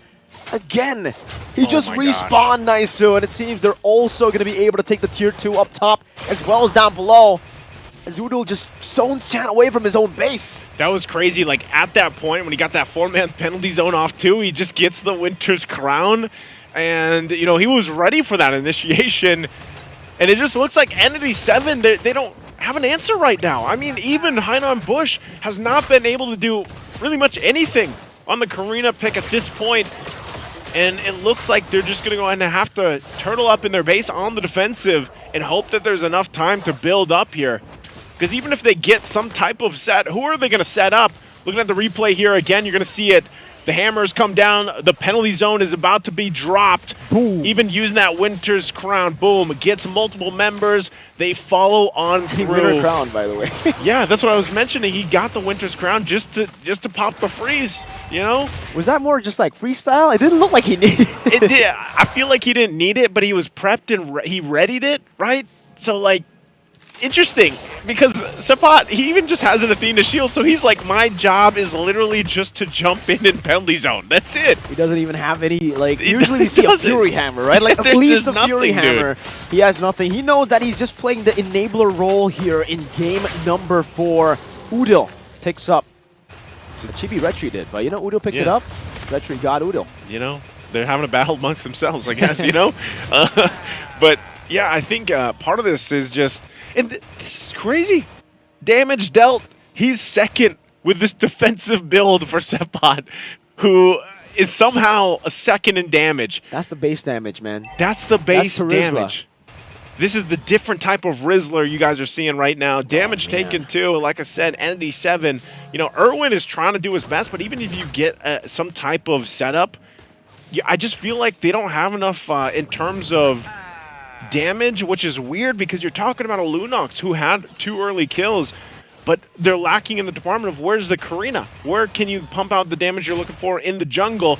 But they're going to find themselves on the defense. Nice Guardian's Bear. Shields are going to pop though. So, man, the Holy Defense was already baited down in the mid lane and the bottom lane as well now. As that Cannon just goes in towards the base turret. They're going to be able to take that away. Penalty zone by Sepot. Only on to 1. The Winter Crown saves him for a bit as Marquinhos pops in Primal right in the back line. What happened to Chibi, who dove in way too deep, gets picked off, and now it's Sepot and Chibi taken out. Now a full re-engage coming in from Chan as he pops in the Brilliance, flickers forward. 3 members down, traded in for a base turret in the mid lane. Hey, that's Entity 7 answering the question. I was like, where is the Karina? I don't know, Hideout Bush got a kill there, but it could have been actually more devastating.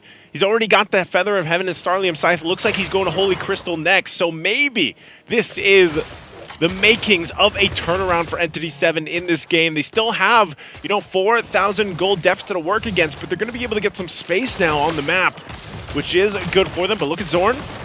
Again into the back line with the way the Dragon finds Fury out of all of them! Kicks him back right into Chibi as he picks up the Sky Piercer, execute, and now it's Erwin next in the chopping block. Say goodbye to him as he picks up a double.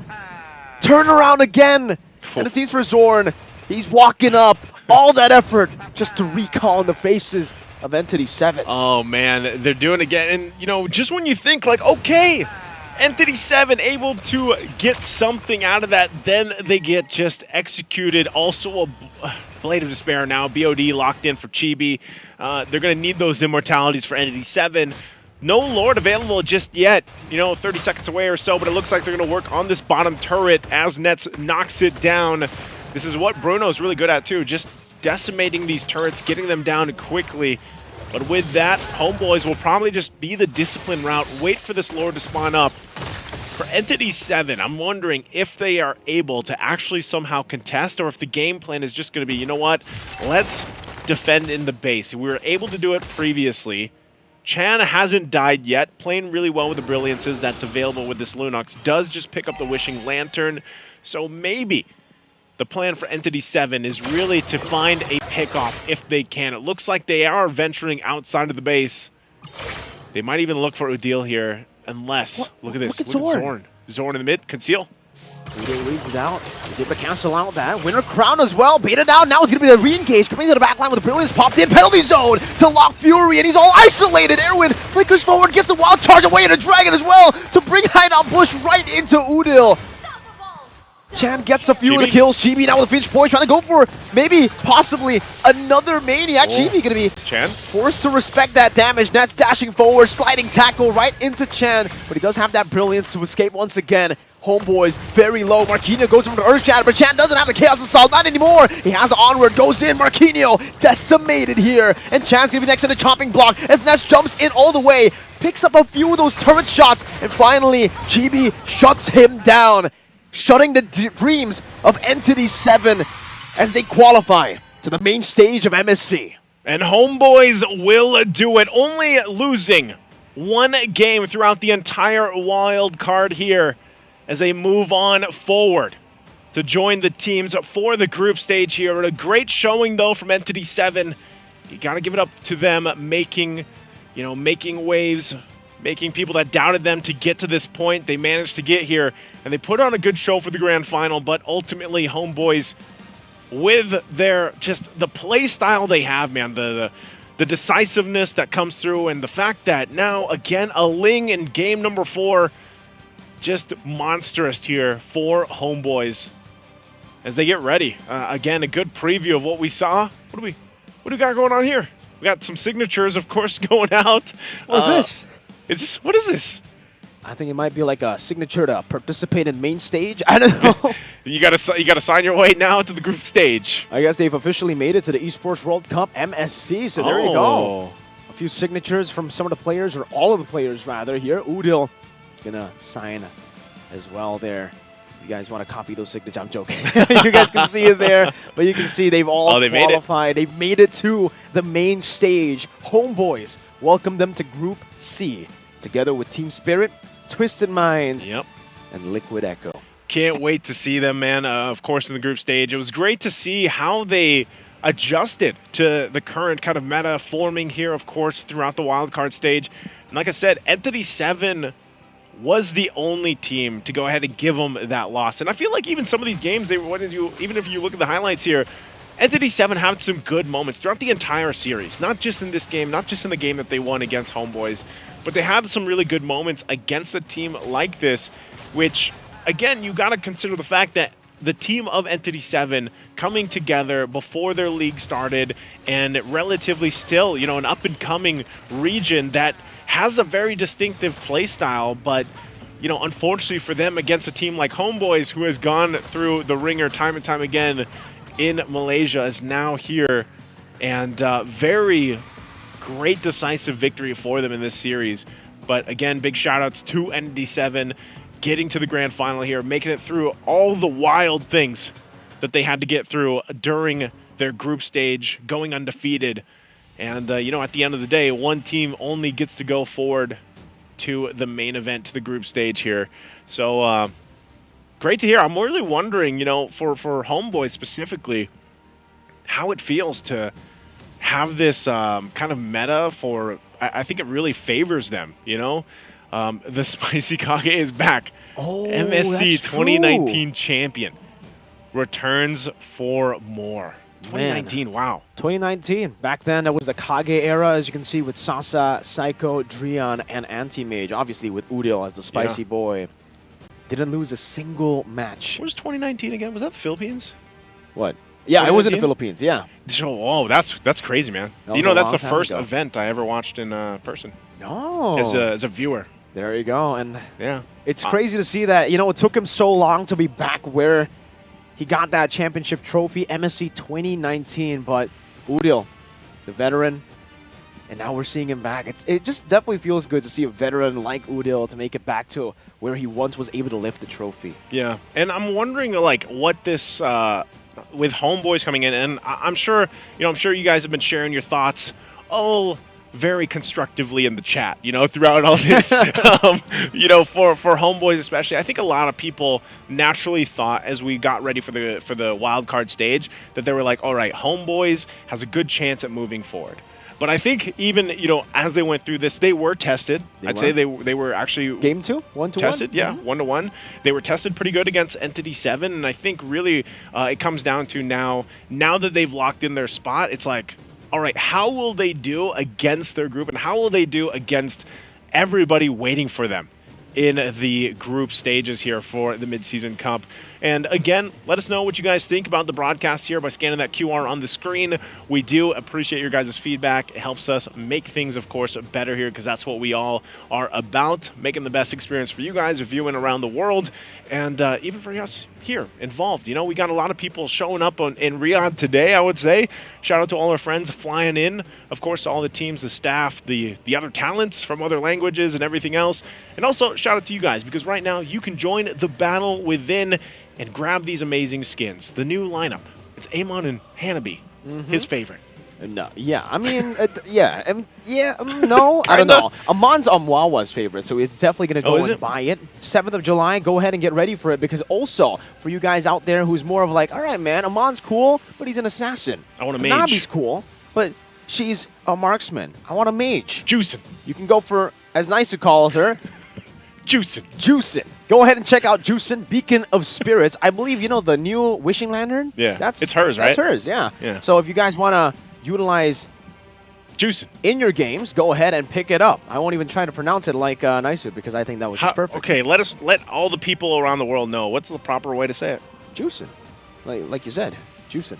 No, that's not right. You told me something different. All right, I think it's supposed to be juicing, right? Juicing? Juicing. All right. Well, but that might be wrong too. Trex told me wrong. Trex said juicing too? Trex said juicing.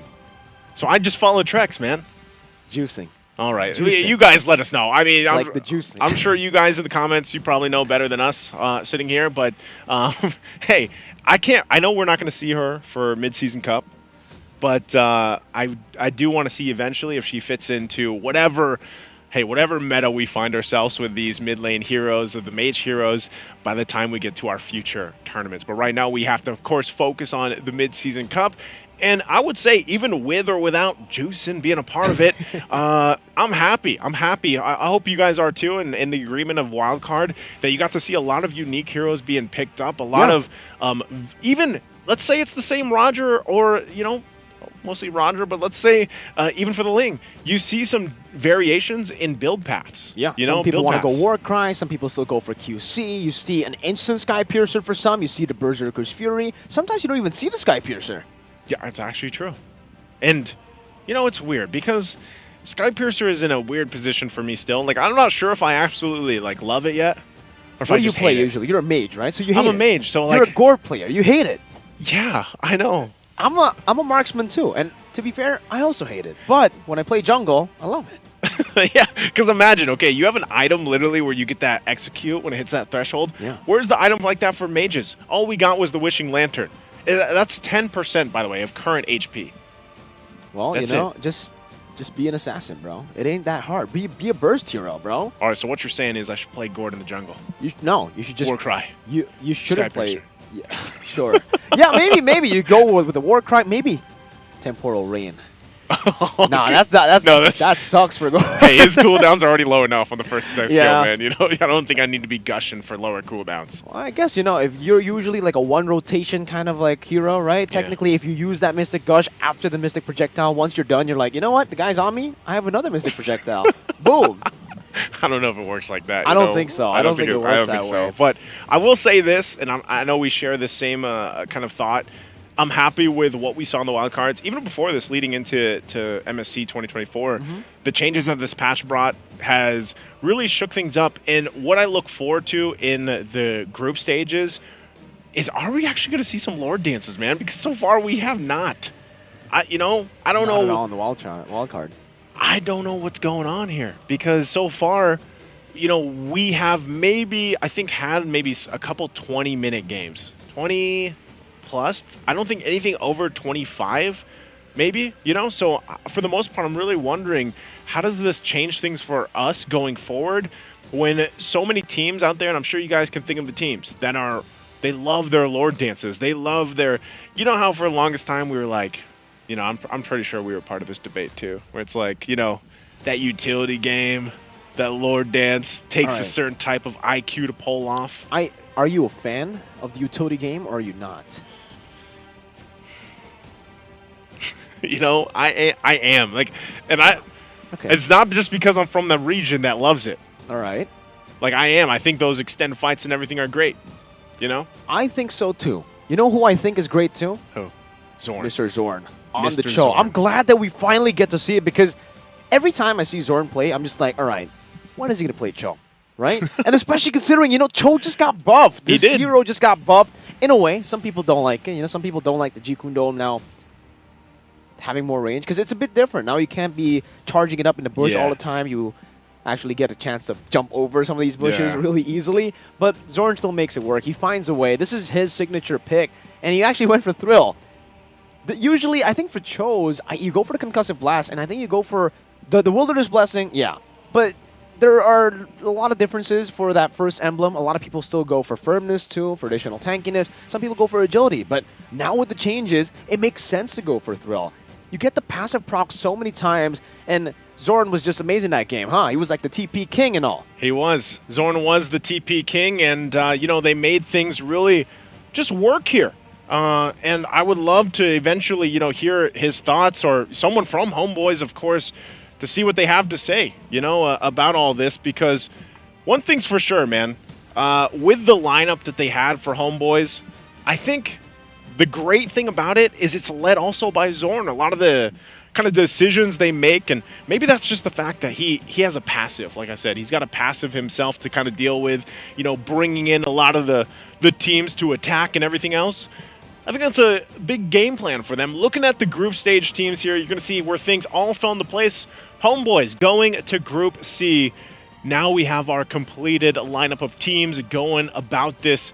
And Homeboys especially, with this lineup, hey, I see, a very familiar team there. And I'm wondering how they'll fit up against this newly adjusted Liquid Echo against them. I think what's cool to see as well is the fact that for Homeboys, right, in their group, Group B, they were able to beat Brute Force. And, hey, now they already tasted EECA, technically. They were able to get that win. Now they're up against a champion of that region in Team Spirit. And, like you said, Liquid Echo. We'll see if Zorn and the boys will be able to do it, the Homeboys. The Homeboys. Because it seems like we have someone here with us. Well, we do. Ladies and gentlemen, welcome Zorn. Zorn, welcome, man. Welcome to the English desk. I know you're going to be speaking all fluent English for us, but right off the bat, Zorn, congratulations on the win. Congratulations on moving forward. Thank you so much. You were in MSC 2019, I believe. Yeah. So I got to ask you, how are you feeling now that you've locked in that last slot? Wow, I'm feeling so excited to be here again because last time I was trying to enter the MSC but failed. So right now I'm feeling so excited to prove what our potential for this MSC. All right, man. I feel like at this point, right, you've gone through the wild card already. You went through what looked to be, it was Group B was the group of death. Yeah. Most people thought, all right, this group is the worst group possible for any team in the wild card. But you made it through 3-0. It looked like you made it look easy, man. But what do you think of the wild card in general, right? Your path to achieving the main stage spot, how was it for you? Was it hard? Was it easy in the end? Was it brutal? Was it brutal? I Simple? think, Legendary? It's kind of easy for us because I feel the one that make us feel a little bit hard is ourselves, maybe. Because I think if we can overcome our discipline and then our aggression, it feels like we can compete in MSC. Okay. Yeah, I think you guys are really going to be competitive in your group ahead of you guys, Zorn. I got to ask you, too, a little personal question here, because I understand that your family is with you. Yeah. Your wife and my your baby. and my wife. Yep, they're here with you. How does that feel? Does that is that like a buff for you here now that you're competing, of course? Like, how do you feel about that? Of course, yes. Because of them coming here, I feel like I want to prove to them also because they come so far to see me compete and win. Yeah. That's why. Well, they're going to be proud of your win Yeah, here I'm really tonight, proud. especially. Yeah. Hopefully, they can keep giving you that buff moving forward into the group stage. And real quick, too, have you had a chance to see Riyadh at all, or you just been training, in the hotel or spending time with your family? For now, I think I just see Riyadh when coming to here. Coming from the plane. How do you like the food? Experienced it. But the food was really on top. So good. So everything so far is amazing for you. You Yeah. got the win as well. But, okay, you said wildcard was a bit easy for you. The hard part was, facing yourself, trying to Yes. conquer your own demons. But for MSC, now you're placed into Group C with one of the tournament favorites as well in Liquid Echo. We got Twisted Minds, and we got Team Spirit. So, what are your thoughts on that, man? For, your group in particular, and Now I can say that it's kind of tough for the group, for our group because we all know Echo was so strong at Philippines, Yep. and then Team Spirit also champion on their tournament. But I guess we also can give some tough, some challenge for them to give some good game. But I guess if we keep confident and then overcome our aggression and then play with the team, I feel like we can beat them also. Okay, you didn't mention Twisted Minds there, so those two are Yeah, tough. the Twisted Twisted Minds. Mind. What Yeah. about Twisted Minds? No? Yes, I heard about them. You heard about You them heard too? about Heard about them. Okay. it's kind of scary. Also. Okay, all right. Do you have a message to all of them or anyone in particular, like From Group C? Group C. Anyone in Group C? I think for Twisted Mind only because okay. Last time I saw their potential. So for Twisted Mind, I guess now our turn to show you to you. Oh, okay. There we go. There you go. We got some spice. Got some spice. King. You were TPing all around, by the way. That because last time you said what? Nah, exactly. So I told him, I personally requested, bro, what? You play like last time in the group B, it was like, where's the TP King? That was more like a TP man. Now you definitely showed us that you were a TP King, bro. Yeah. Nice one. Congratulations again. Real quick, Zorn, before we kind of let you go and close things out here, it is understood that Daddy Hood, I believe, did have to go home.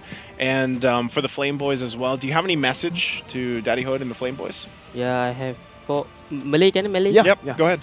So untuk Flame Boys dan Daddy Hood dan juga semua orang yang menonton kita orang dan menyokong kita orang, terima kasih banyak untuk korang punya sokongan dan doa korang daripada Malaysia tu. Itulah yang menyebabkan kita orang boleh lepas sampai ke MSC. Aku berharap korang teruskan menyokong kita orang dan juga Flame Boys dan juga Daddy Hood. Kita doakan agar Daddy Hood punya kesihatan, isterinya baik saja. So terima kasih guys. Do you want to translate? Yeah, so basically to all the Flame Boys and to Daddy Hood and everybody watching and supporting Zorn and Homeboys, thank you so much for the support, because that support was what helped them qualify to the main stage of MSC to take this wild card the way that they did in a dominant run. And also special message to Daddy Hood. Hopefully, you know, all is good with the health conditions and everything. And yeah, that's it. He just feels like for all the supporters, Homeboys, Flame Boys, everyone, keep supporting in the main stage. It'll help them. All right, that's. I think that's going to go ahead and conclude it here for us. Again, Zorn, congratulations on locking in the slot. You guys look amazing, very dominant, and that's going to be it for here for the wild card stage, guys. We have completed all the teams now going to face off in the group stage for the Mid-Season Cup 2024 here at the EWC. It's Mirko, it's Zorn, it's Naisu. We'll see you guys in the group stage.